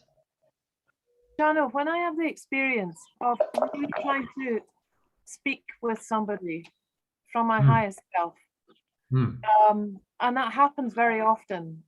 But that Mm. person's ego, I guess, is incredibly well defended. Oh, yes, I've done that. No, it didn't work for me. Or I'm not, I looked at the Course in Miracles and it wasn't, it was too much. And now I'm on the Course of Love and it's marvelous, but I still feel miserable. It's marvelous, but I'm miserable. Yeah. Do people actually say that to you? Yeah, and of course I've had a super extraordinarily tough life, and no, I don't really want to talk about it, but we can talk about it until the night falls and I'm exhausted. And I really want to cut through this stuff into a few simple sentences, which is, this is not you. You are pure formless awareness. This is ego. And me not being afraid of somebody's kind of unbridled attack, as I sometimes perceive it. Oh, it's all right for you. It's all right for you. You haven't experienced. You've got this. Yeah. But I pull back. So I just, okay, on your way. And I would really love to know if somebody else has experienced this. If it's somebody that I'm just pushing at that, like Katie says, banging your head against a brick wall. Consciousness. Do I accept, or do I satisfy my Messiah complex by being the one that led them out of the darkness? Yeah, it's a tricky one because you don't always know, But I mean, Jesus said in the Bible, he said, "Do not cast your pearls before swine." Oh my God, I was just going to quote that. Yeah. So I think what he was saying there is look, if someone is not open and ready for this, you can try all you like. You can cast all these pearls of wisdom and say, and they're not really open. They just stubbornly they're not going to want to see it, and they'll go, no, this isn't for me, and they'll find whatever defense to deny it, or they say, oh, you just whatever, this is all rubbish, and they'll project it onto you and say, oh, well, you're the problem. So that can happen. So you have to have some discernment with this. If someone is, I've talked about my family, there's just no way I could talk till I'm blue in the face to my brother and he's going to look at me and go, well, Jono, just no, it's this is just nonsense, but just, he's not open. There's not a crack even which is open there. So okay, leave it. That's clearly not going to work. I'm banging my head against a brick wall there. Someone needs to be open. If there's some openness and they're okay, yes, I'm willing to talk about it, but I want to steer it in the ego direction and juice it for sympathy. Okay, maybe there's enough willingness there where you could just drop in. And the best way to do this, is don't tell them, question them, and say, okay, so who is thinking that? Who is the one who's fearing? Who is the one who's in despair? Who is the one? Because that's the question. That's all Ramana asked. His methodology was very simple. He just asked the question, who is the one? Who is fearing? Who is desiring? Yeah. Yogananda went to him apparently, and Yogananda was a pretty advanced being, and he was kind of wrestling with something, and he just asked Yogananda the question, and he said, who is the one who's desiring? Who desires? And Yogananda went, oh, actually, that's a good question. Who desires? Who fears? Who does all of this stuff at these lower levels? Who is the one? And if you ask them that question, that might just be a catalyst for their own awakening. So we're oh, actually, maybe that gives me some food for thought. Yeah. And if they're really open to it, given you're an artist, you could say, okay, well, why don't you draw this? Draw a picture of yourself. Look in the mirror for 10, give them exercise 6 to do. Look in the mirror for 10 minutes and then draw what comes up. And when you've done that, then let's have a chat about it. You can show me the drawing and I'll help you to interpret it. And then there's a test. Are you willing? Okay, well, no, I don't want to do that. Okay, well, they're not really willing, are they? But if they actually do the exercise and they're showing some willingness, that can be the start. Good. I like that. These are ways you can kind of engage with them, but without seeming to force feed them. I think the danger is we try and preach. oh no, this is so amazing, Course in Miracles, it's so, you know, and then people just go, oh no, shut up, no, don't go there, and a wall comes up. And so it's much better to ask them a question like, who is the one who's fearing? And then say, okay, well, you know, why don't you draw this? If you're feeling in despair, why don't you sit with a mirror and just do the exercise? And if if they open, do it with them then. Say, okay, well, why don't you do it? Stare in a mirror. I'll sit with you. Stare in a mirror, and then just get a piece of paper and a pen or canvas or whatever and draw it. And I'll sit with you through that process of 20 minutes or half an hour, and I'll help you to do this. Definitely. But I really like the idea of ask instead of tell. Yeah. Ask them, who is the one who's fearing? Who is the one who's in despair here? And then they kind of go, okay. Yes. It makes them question that core identity that's doing it, which yeah. they may never have done before. No one's asked them that question. Yeah. Because it's not a normal question, you know. Who is the one who's doing this? And Who's doing it Iona, to who? Yeah. and when you're doing that with them, you're actually working on yourself. Yeah. It's like when you see resistance in them and then think, oh, there is really huge resistance. I didn't have that resistance like them. Or like, oh, they have less resistance than me or more, and you're making them to something which is apart from you. Yeah. If you buy into the resistance, it's like it shows you Where that am I? that you still believe in your resistance. Yeah. Yeah. I think This is about skillful means. So yes, there's resistance. So that person's a projection of your own mind, projection of your own remaining resistance. So then you're skillful and you go, okay, just ask the question. The skillful practitioner asks the right question. Just drops the question in and says, that question could just crack open the resistance and create an opening. Whereas if you're unskillful and you try and force it on them, then it's not going to work. I've had enough of being unskillful at this. Yeah. Yeah. Yeah. And it's nice to be like it's empowering for you to be skillful at this. Yes. And to go, okay, like actually I've got these tools and I can sit with someone and I can skillfully help them and in the process help myself, because this is that one-man process that's happening right now. My own at one-man, their at one-man, and I've got the means. So like I love looking at these different ways. Like, so you look at Ramana and he had his own way of doing this. It was a non-dual teaching. He understood all of this. He would have understood A Course in Miracles perfectly. But he had his own way of cracking open the ego. And it was this questioning, who is the one then? Who is the one who's feeling these feelings? Love it. And as he says, observe, Jesus here says, feel your feelings. Feel your feelings and do it anyway. Be willing to feel, because your feelings will tell you. Judge how well you have done this by your own feelings, for this is the one right use of judgment. So how are you feeling? And if you're feeling less than radiant and glorious and perfect, then okay, the feeling's telling you that there's ego. It also, feelings then are the arbiter of judgment. it also takes me just back to the previous section, Love Without Conflict, where it says, no force except your own will is strong enough or worthy enough to guide you.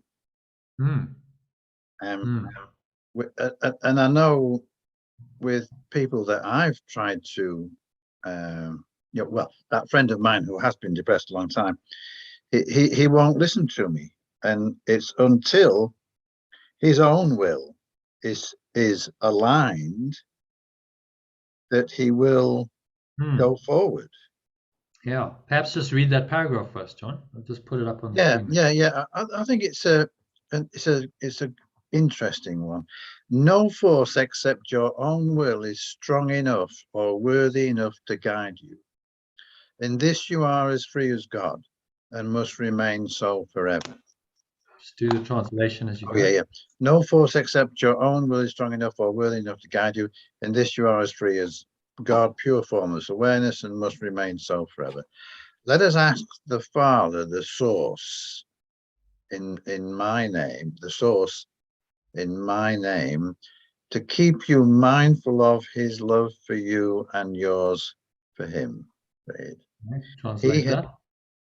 Okay, let us ask the source in my name, in the name of Spirit.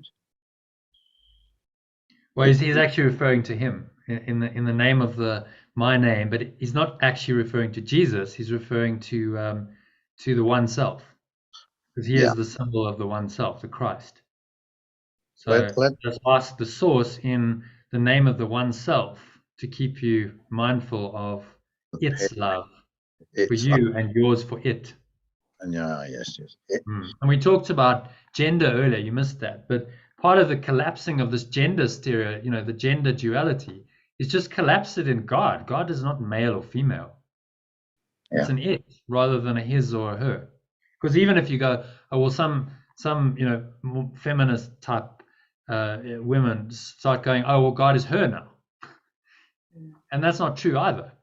Both are illusions. Like the only truth is it's an it. And what I'm reading in this first sentence is no force except your will. What I'm reading there is no force except your right will, your right self, your right-mindedness is strong enough or worthy enough to guide you. Then what it's saying is align with source and you will find the strength to be guided and to hear. Yeah. Don't give your power away to other forces that are going to dictate. So people go to psychics and mystics and astrologers and say, well, tell me what I should do. He's saying no force except your own will is strong enough or worthy enough to guide you. So go within and listen to the voice within. Ultimately, that's where it's pointing us. Okay, you want to continue, finish the paragraph? Yep. It has never failed to answer this request because it asks only for what it has already willed. Those who call truly are always answered. Thou shalt have no other gods before it because there aren't any.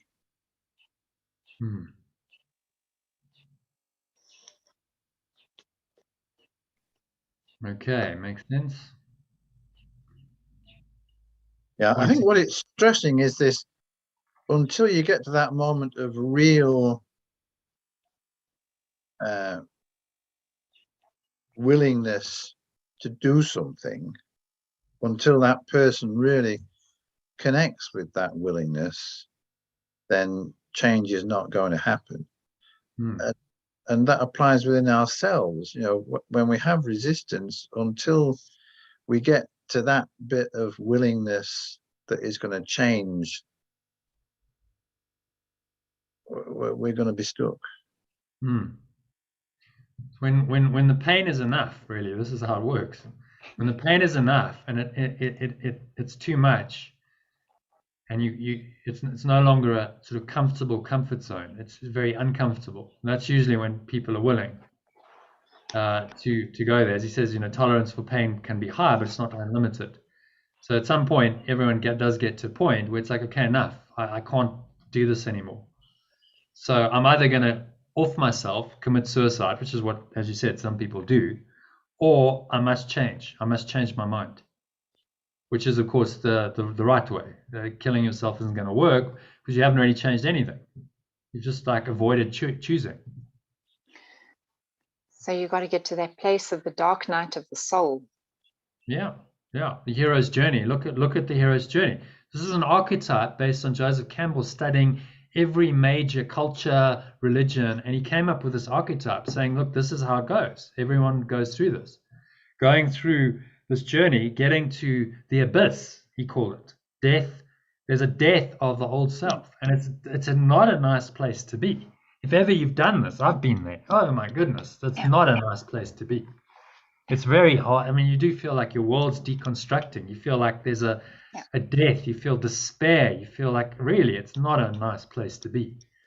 But it's necessary to go there to overcome that dark self. It's like the dark self all arising, and you've got to face it, and then you go through it. And there's a rebirth that happens because you've been willing to go there and face it.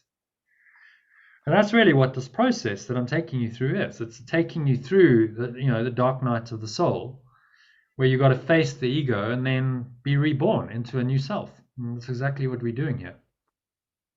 And it's not comfortable and it's not nice. And no one willingly wants to go there. Like this is, John, you asked, well, why don't people want to sign up for this? Why don't more people want to do A Course in Miracles? Oh, right. So you're going to go through all these challenges and temptations, and it's going to be really difficult. And then you've got to die. Great.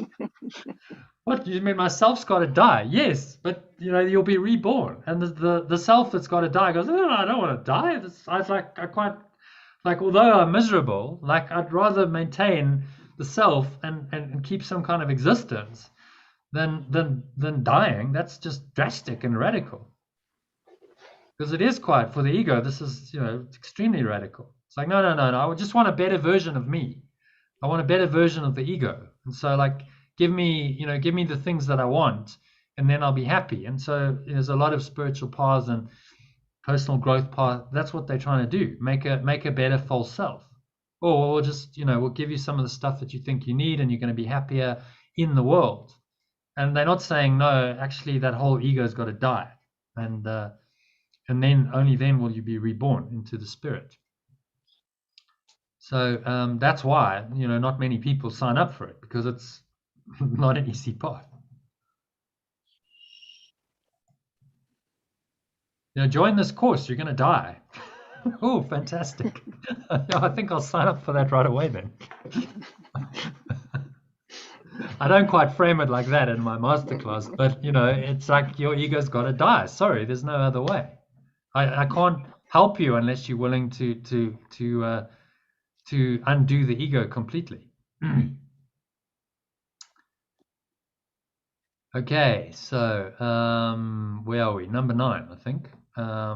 You are a mirror of truth. So I think it's Lucy. Do you want to read that? Yeah. You are a mirror of truth in which pure formless awareness itself shines in perfect light. To the ego's dark glass, you need but say, I will not look there because I know these images are not true. Then let the radiant one shine on you in peace, knowing that this and only this must be its mind shone on you in your creation and brought your mind into being. Its mind still shines on you and must shine through you. Your ego cannot prevent it from shining on you, but it can prevent you from letting it shine through you.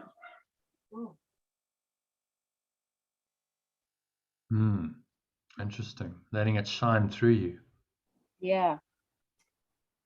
So this is the idea of the extension. So you came from it. You came from this light, this radiance, by simply allowing the radiance to shine through you.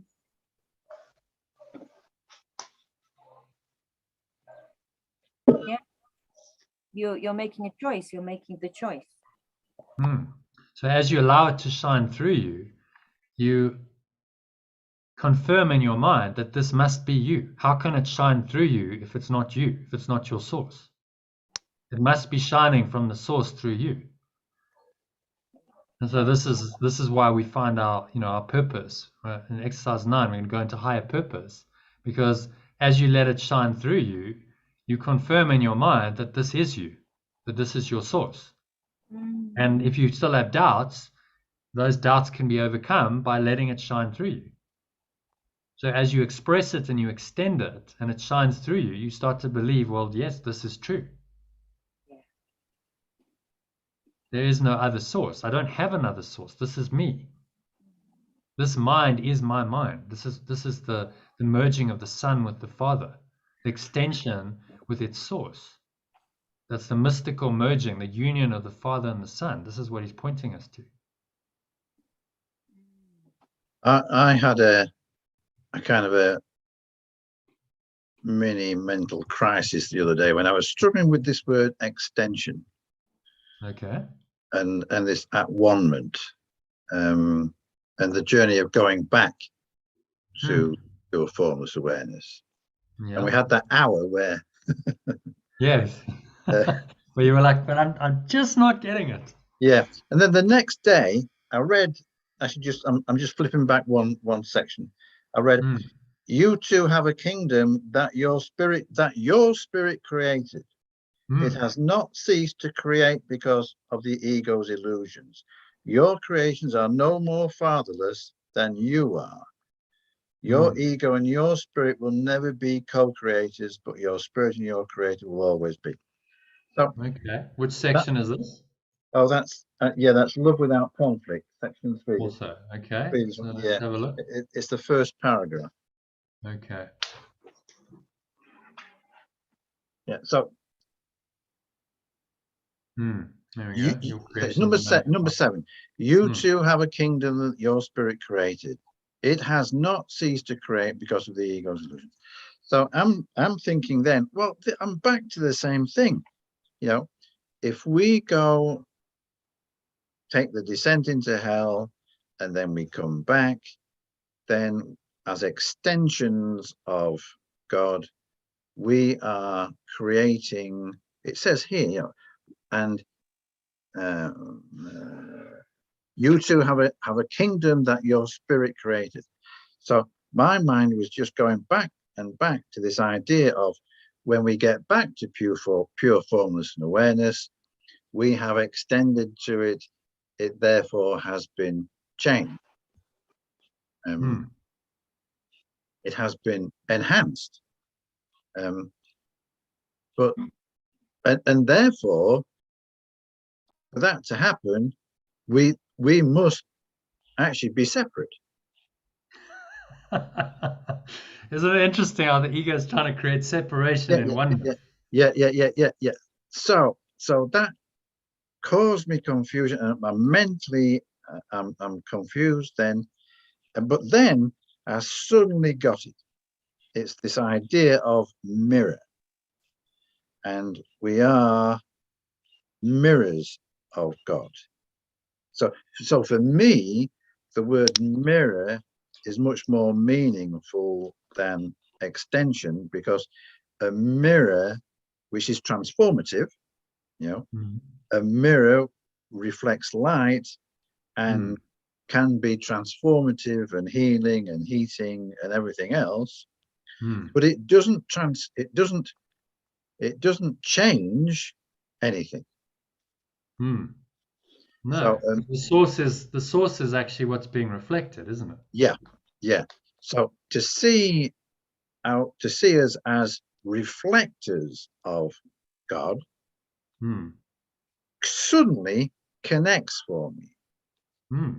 Better than much better than extension, because with this whole word of extension and creation, my mind is going to transformation, change, enhancement of pure formless awareness, which is not what it is. No, it's the concept of the mirror reflecting pure formless awareness works. Yeah, well, interesting, because he uses that symbology in the next section. So he talks about the mirror and the darkened glass. Yeah. Glass in which the ego seeks to see its face is dark indeed. Okay, so the idea of the looking glass. Okay, I'm looking at the looking glass, the mirror, and the glass, that's what he's referring to, in which the ego seeks to see its face is dark indeed. Okay, so it's a darkened mirror, and then you clean the mirror, and then the light shines through, and you see the light. So very interesting that came to you. And then in the next section, he's talking exactly about mirrors. Yeah. There's all that symbolism in the Matrix with the mirrors. You know, Alice through the looking glass, and he looks at the mirror, and then the mirror changes, and then in the latest Matrix, there's more with the idea of mirrors. So if that works for you, if you think of it as, okay, well, I'm a mirror reflecting the light of my source, right? So the source hasn't changed at all. It's just the mirror's got cleaned. That's the idea. The mirror's now been cleaned, so the mirror can reflect the source correctly. That doesn't change the light at all. No. It just changed the reflection of the light. Yeah. And then, so you see, the source of the light hasn't changed. It's just the mirror that's changed. Yeah, exactly. Into its true state, into its clear state. You're just doing some dusting then, aren't you? Yeah. Yeah, window cleaning, again in the matrix, all the the cleaning of perception, cleaning the windows so that the light can shine through. Because the light's always there, but if the mirror is darkened, then you can't see it. Yeah. It's all fragmented. So, if that works for you, then use it. Remember, it's just words. We're trying to symbolize in words which are dualistic what is beyond words. It's really hard to do. Yeah, and that was where I really got blocked. The words extension, and creation were kind of taking me to this. Well, it must be transformative. Yeah. Yeah. So in truth, nothing's really changed. The only thing that's seemingly changed is your illusions. You're now undoing your illusions, and you're returning back to the source that always has been and always will be there. And so there seems to be an illusion of change. Remember, forgiveness, as he says, is an illusion. But it's the only illusion that's going to take you back to the truth. Because there seems to be an illusion of change within the dream world as you journey here. Because you've got to change your mind from the victim little self into the higher self. So there's an illusion of change. But in fact, nothing's really changed because this has always been. It's eternal. But we must go through this illusion of change. So forgiveness is an illusion, but it's only an illusion that takes you back to the truth. So that's what you're wrestling with. Yeah. But the source hasn't changed. You haven't added anything to the source. The source is what it is. You're simply coming into the awareness that that's what you are and letting go of a false self-concept, which simply drops away and it ceases to exist. That's what you're doing here. It just ceases to exist, and then you recognize that it never was. In truth, it's not like, oh, my self is changing and becoming a better self. No, you're just undoing that entire self and dropping it away, and that process feels like transformation. It feels like change, but it's not really. In truth, you're just returning to what you always were. You've just been in a dream, a false dream that actually your self can change, and now you've got to change your mind back. Okay, does that make sense? So let's go back to, where are we? Number 10, I think. Number 10. So Marlene, when you read that for us. The first coming of pure formless awareness is merely another name for the creation. The Christ is the one self. Oh, okay. Christ is the self-concept, the one self-concept that unites you with pure formless awareness. Because when you only have that one self as your identity, then pure formless awareness naturally arises. Okay. So what I suggest you do is read the sentence as it is, and then go and read it again with the translation. The first coming of Christ is merely another name for the creation, for Christ is the Son of God. The first coming of the idea of oneself is merely another name for the creation, for oneself is the Son of pure formless awareness. Extension. Or you could say mirror. Isn't that interesting? You could say mirror of is the mirror of pure formless awareness, if you like. That kind of makes sense, doesn't it, John? Yeah. So use whichever. I think I'm going to get confused here. The second coming, the second coming of oneself means nothing more than the end of the ego's rule and the healing of the mind. I was created like you in the first, and I have called you to join with me in the second. I am in charge of the second coming, and my judgment, which is used only for protection, cannot be wrong because it never attacks. Yours may be so distorted that you believe I was mistaken in choosing you. I assure you, this is a mistake of your ego. Do not mistake it for humility. Your ego is trying to convince you that it is real and I am not. Because if I am real, I am no more real than you are. That knowledge, and I assure you that it is knowledge, means that the one self has come into your mind and healed it. Okay. Do you want to unpack that? Sure. And I was concentrating so hard on the reading that it didn't go in. Okay, it can happen. So take a few minutes, read it again. I'm just going to open this because I don't think we have second coming defined in our glossary of terms. No, I don't think so. Second, let me have a look. I'm here on the pages actually. So No, we don't. No. No, we don't. Okay, so we're going to go second coming. No, it's not there.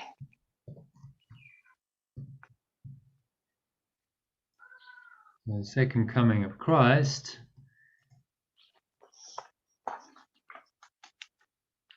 Second coming, let's say, of Christ. Because that's traditionally what it's used as, yeah? Means nothing more than the end of the ego's rule and the healing of the mind, which is i.e. the acceptance, which is the acceptance of the one self / Christ as your true identity. And then we can reference to this section, which is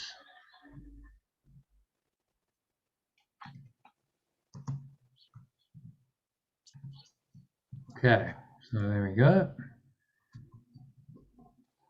So you want to unpack that a bit? Any thoughts on that?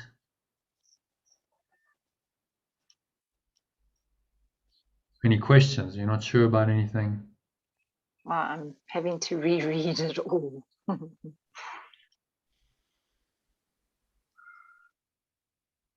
must say that was like a whole huge amount. So I'm going to take forever to unpack this, Jono, and I'd appreciate some assistance here. Yeah. Please. Okay. So Thank any you. ideas, anyone? Let's throw it open to your mighty companions. Who's Yes, there to mighty help me and companions, help me? please help. Eileen's struggling a bit. Anyone got some ideas on paragraph 10? Well, I think that first, I'm struggling with that first sentence actually. The first coming of Christ is merely another name for the creation. Because the world was, or the ego world was created, or it's this word creation around the first coming of Christ is merely another name for the creation. Yeah. Because in traditional terms, creation happened way beyond the arrival of Christ. Yeah, well, I mean, again, he's using the term, but the course has specific terms for these specific meanings for these terms. I think we've got creation in here. Let's just search on it. I think we do. So let's go to, because again, it's about definition of terms, isn't it? So where are we? No, there's no creation. Oh, have I not defined creation? No. I thought we had. I thought we had, yeah. No, it's Unless not you've on got my an older list. version. Create, no, there we go. Create or creation. So Oh, can then you see that? You must have an older version. I This must is do, yes. evolving as we go. So create or creation refers to what is coming from pure formless awareness / God / love, which is eternal. Okay. So it's the source that creates like itself. So, if we look at it in pure formless awareness terms, pure formless awareness is complete unto itself. It's whole, it's complete. And in that creation, in that beingness, that is creation. Okay, so the first coming is merely another name for this creation. For Christ is the Son of God. Okay, the one self is the extension of pure formless awareness. Remove extension, right? We are that presence. We are this. Yeah. And we always have been this. Okay, so that's what creation means. If you go beyond the duality of any kind of separation, what this is saying is we are this.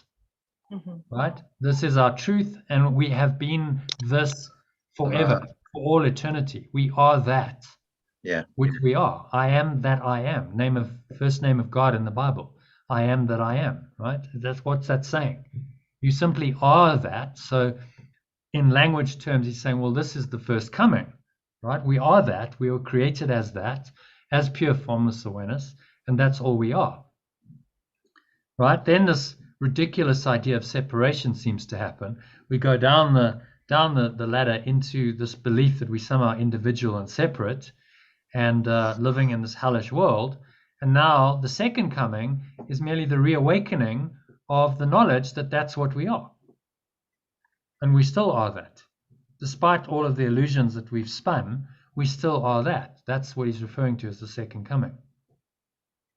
Nothing more than the end of the ego's rule and the healing of the mind. Okay, so the ego rules this domain, it rules your mind, it gets you to believe in the little self, in the victim, and the second coming is simply the awareness, the reawakening of the knowledge that you are that presence. You are pure formless awareness, which is then an acknowledgement that I'm really one self. There's not many selves here. There's no separation. I am one self, which is the Christ mind, the Christ identity, and the one self now brings into your experience this pure formless awareness. So hence Christ leads you to God. Does that make sense? Okay. Does that help you understand it a bit better, Molly? Yes, thank you, it does. Thank you. And then he's saying, this judgment, my judgment, so the Holy Spirit's judgment, the awareness of oneness is the only judgment that will undo the ego and take you back up the ladder. Right? So as you undoing the ego's beliefs, then you get taken back to pure formless awareness, back to who you really are, the Christ identity, the one self. So your ego, and he's warning us, your ego is trying to convince you that it is real and I am not. Because if I am real, I'm no more real than you are. So the ego will deny the Christ identity as vigilantly as it possibly can. No, you can't possibly be that. Even if you believe in Jesus, traditional religion. Oh, no, I believe in Jesus as the only Son of God. Oh, what a defense that is. Because then I'm not it, only Jesus is it. Do you see the defense? Yeah. And that's how the ego defends. Even though you go, I've accepted Jesus into my life, I'm saved, you don't really believe that you are the Christ. No, Jesus is the Christ. He's saved me. And that's just another defense against the knowledge that you are the Christ. As he says, that knowledge, and I show you that it is knowledge, because he's pointing to this domain, God or love or oneness, means that Christ, the one self, has come into your mind and healed it. So it's a conception, it's a self-concept that you are now accepting into your mind. Christ has come into your mind and healed it, which is exactly what we're doing with this work to, undo the ego, flip your flop, and accept your true self or essence identity. Why does he say, I am in charge of the second coming? Number 4 in 10. I am in charge. Where is it? I am in charge. I am in charge of the second coming, and my judgment, which is used only for protection, cannot be wrong because it never attacks. Yeah. It's just the first bit of the sentence. I am in charge, because I mean, the second coming is about our choosing to align ourselves with pure formless awareness. So the I he's really referring to here is the awareness of oneness, or pure formless awareness, which is the Holy Spirit. Yeah. Okay? So I is that awareness. That's actually what he's referring to. And some people mistake that and say, oh, well, it's Jesus as some kind of personal self or savior, but that's not the case. No. The I is referring to the awareness of pure formless awareness, which is, in truth, what he is. That's the voice that's speaking to you now. As we see it as Jesus, but it's really just the voice of oneness, the awareness of oneness, the remembrance of oneness, speaking to us in language. So that's what he's referring to. Does that help? Yeah. And he uses the I sometimes in this, and it's a device. It's a teaching device. Because some people might go, oh, well, that's kind of comforting. Jesus has got my back. Jesus' judgment, and the form of Jesus, the idea of thinking that is helpful and comforting. It's a symbol of the Holy Spirit, because the awareness of pure formless awareness can be too abstract for people to grasp. So then he goes, well, Jesus, okay, well, if that helps you to accept this judgment of oneness that judges against the ego and accepts only the truth into your mind, then it's helpful. But again, it's just language. Don't be confused by it, because he's ultimately referring to the awareness of oneness. That's what he's referring to as the I.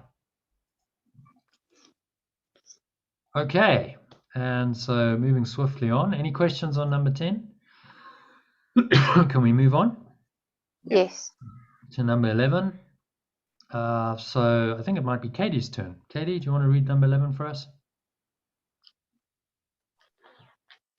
Ask her to unmute. Yeah. Number 7, number 11. 11, yeah. I don't attack your ego. I do work with your higher mind, the home of the Holy Spirit, whether you are asleep or awake, just as your ego does with your lower mind, which is its home.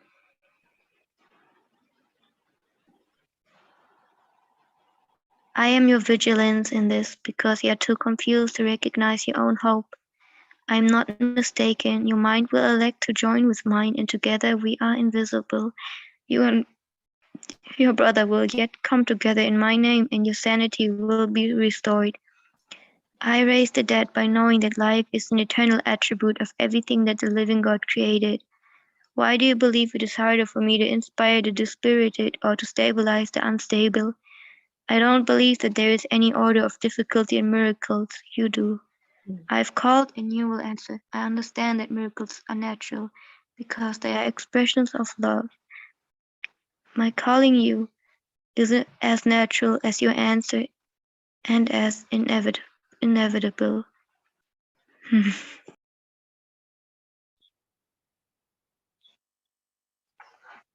Okay, so anything strike you there? I think I raised the dead by knowing life is an eternal attribute of everything that the living God created. Yeah. I think that's, I raised the dead in terms of people who were dead within themselves. Yeah, he's referring to, his life, and there was the story of Lazarus where he raised, he was dead. He'd been dead for a few days, and he went and he raised him up. So he's referring to that. But remember, that's all symbolic.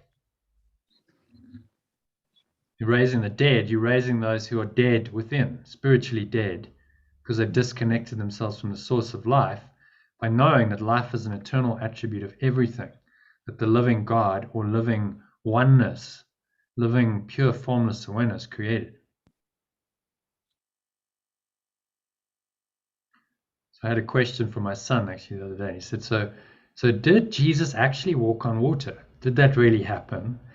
And I said, well, we can't say for sure. There's only an account. But actually, if you look at the story, he walked on water and the disciples were out in the Sea of Galilee and there was a storm. And he came, and the symbol of it was that he came and he calmed the storm. And so, these stories are symbolic.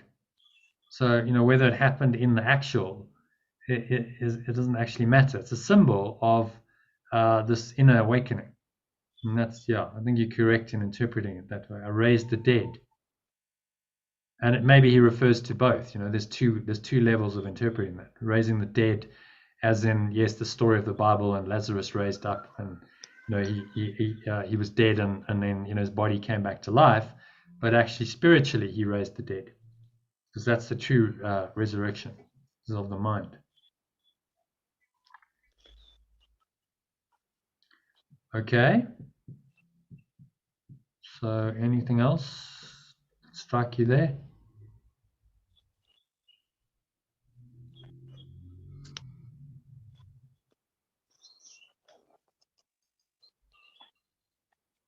Any questions on that?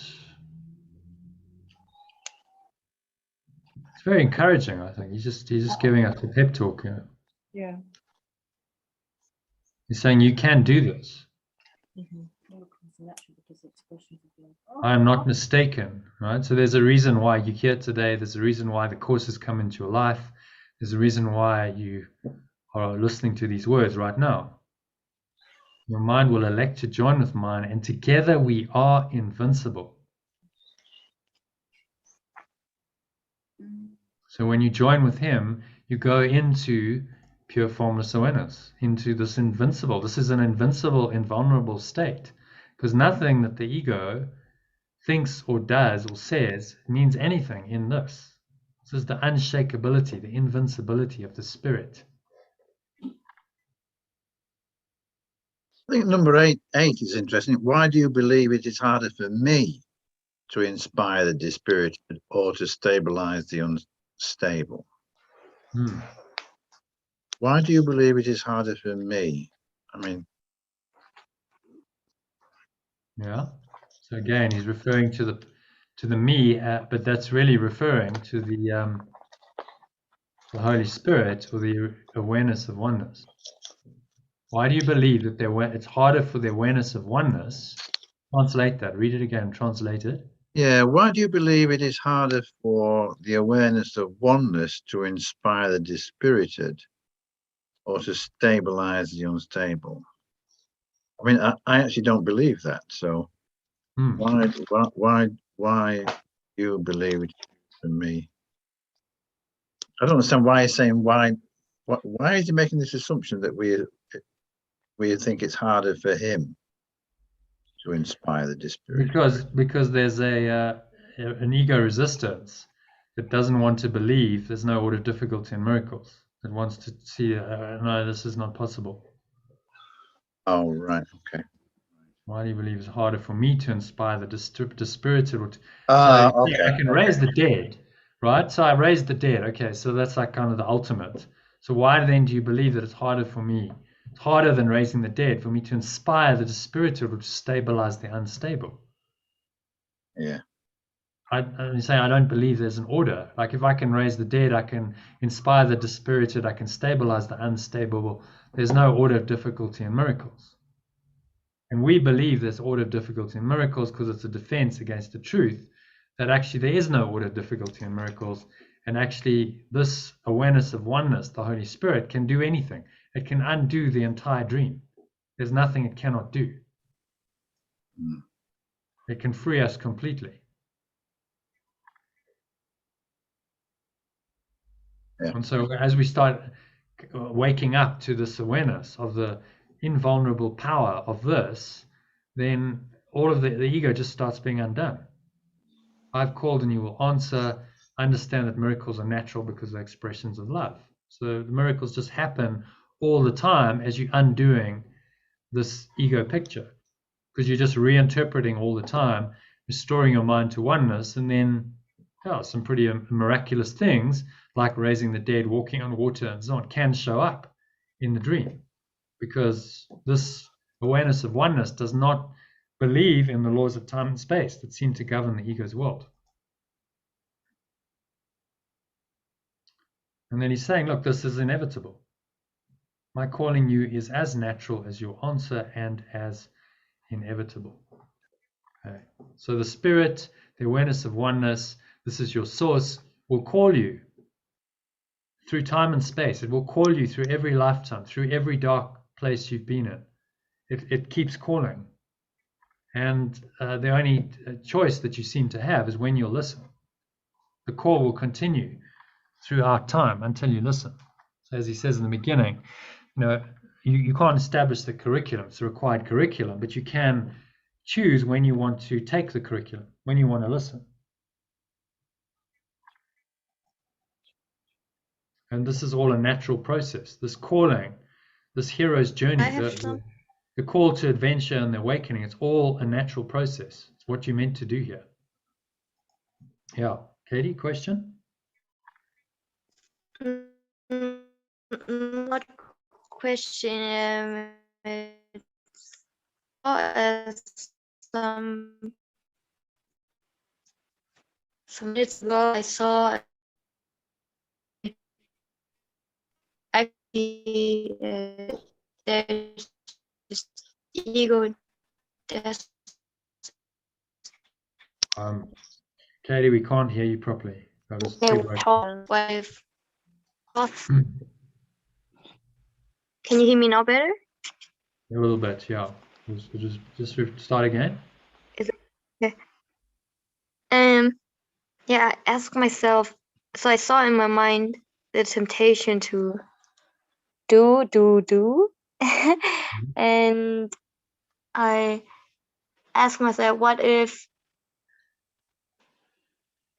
all the possibilities to do anything will just go away, like it's kind of impossible to do anything. Then I saw that behind the wish to want to do something is to not go into my mind and to not go inside, and because of that I go outside to do things based on the idea of a separate identity, without doing it on the idea that it's happening from inside, from Holy Spirit, and it's guided, and that's keeping up all the reincarnation, I thought. Yeah. So we do obsessively because we're trying to find an answer in the dream. So the magic of the ego says, oh, okay, well, you're going to do something to try and fix something, to make it better, to improve yourself. Oh, well, if you do that, then you'll be in a better state of mind. You'll fix a problem. And that kind of doing is just magic, and it keeps the dream going. But you can do from the spirit. So it's a difference between inspiration and motivation. Inspiration is inspiring you to do certain things because it's helpful for you in the dream. It's part of your undoing process. Remember, this is an undoing, not a doing. It's part of the undoing, but you can do things as part of the undoing, which leads you back to oneness. And so this is your higher calling, your true purpose. You do things from that deeper place, and you let them come through you and express through you, rather than, oh, I'm going to do this because I have an ego motivation, because I feel like I'm lacking and I'm wanting, and I desire something better, so I do something. And that's ego motivation. So remember, difference between inspiration and motivation. And inspiration beats motivation all the time because it's coming from a different source. Does that help you to understand what you just described?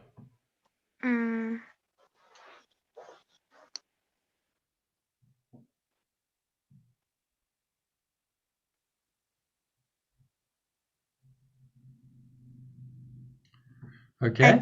I feel like there's more to that than it's coming from a different place, and I can't grasp it. Okay.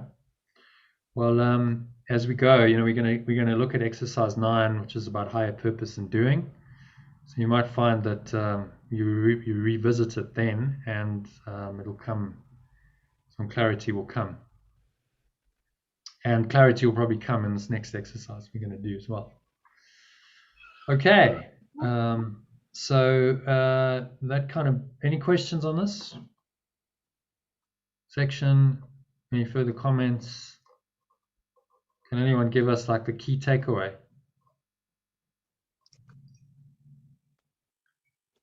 Can you summarize this in 30 seconds? That's quite difficult. It's quite a lot in here, but what's the key takeaway for you? Iona's going to give it a go. Muting myself. Yeah. Come on, it need not be like this. There are no limits. Only the limit that I choose to give my ego. If I give my ego power, then I limit the strength of pure formless awareness, which is my natural inheritance. I am pure formless awareness. I am the Christ mind. It's only me that holds me back in my ego mind. Yeah, I mean that's a good summary. That's what he's saying, really. In more detail and talking about concepts like second coming and so on, but it's actually a very simple message in truth. The essence of it is very simple. It's saying, all of this can be undone. This need not be. None of this needs to be. Although this is what you believe now, it doesn't need to continue. And if you listen to my guidance, it's referring to the guidance of the Holy Spirit or the awareness, the remembrance of pure formless awareness, then this need not be. Yeah. It can be undone, which is exactly what this process of flipping your flop is about. Okay, so I think that brings us to the end of this reading, and now we just want to take you through the exercise, and just helping each one of you to like flip it and go into find your essence, which is pretty exciting stuff. So, does anyone need a quick break? Yeah. Do you need a couple of minutes? 2 minutes, stand up and 2 stretch. minutes. Yeah, 2 minutes, stand up, stretch, go to the toilet, get a cup of tea, whatever, and then we shall return. Okay. Broders. Hi, Broders.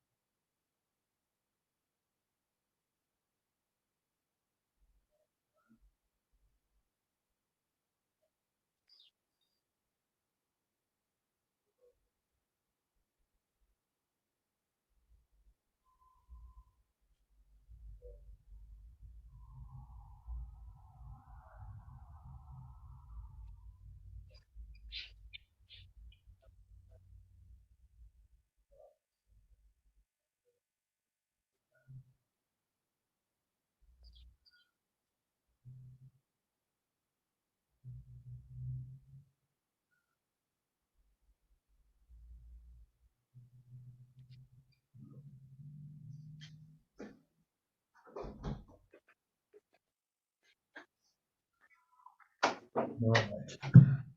Yeah.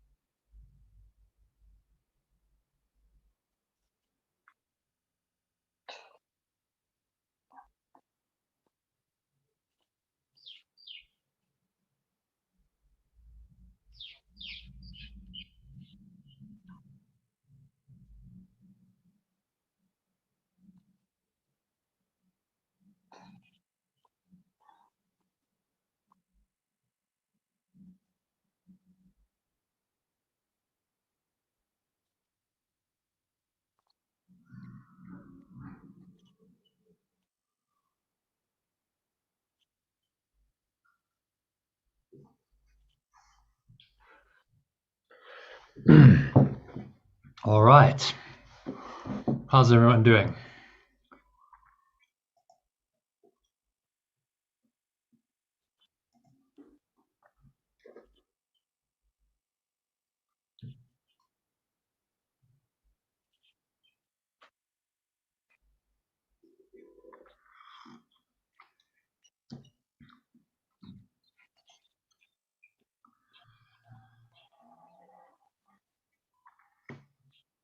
We will unmute.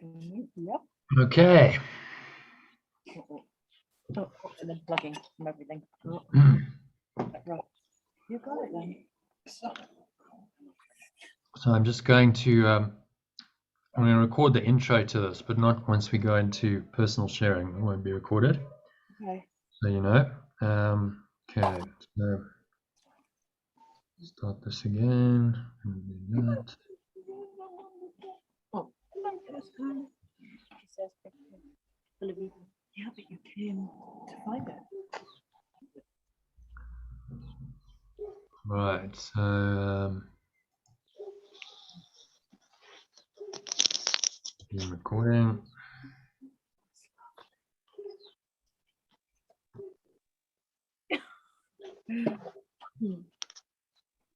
Okay, so just a little intro on this. We've done exercise 5. Have you all managed to do exercise 5? Yep. On page 37. So we're going to go through, we're going to review that, review what your feedback was, explore the payoffs and the costs, and then I'll help you to turn it all around, flip your flop, which is then exercise 7. Find your true identity. So it's to get to the core essence of who you think you are. That's the flop, fundamental life operating program. And then turn it around into your true identity, essence identity.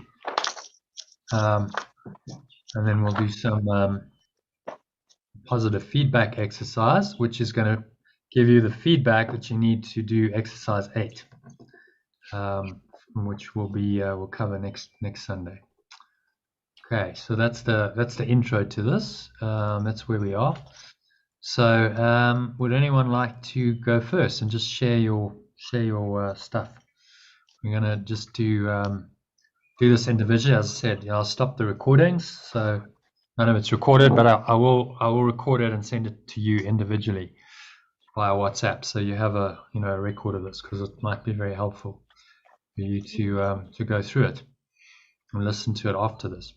So if you've got the feedback that I gave you, that would be useful. And I can pull it up. I've got it on screen. But have it in front of you, and then I'll just, individually with each of you work through, like, okay, so what was the feedback?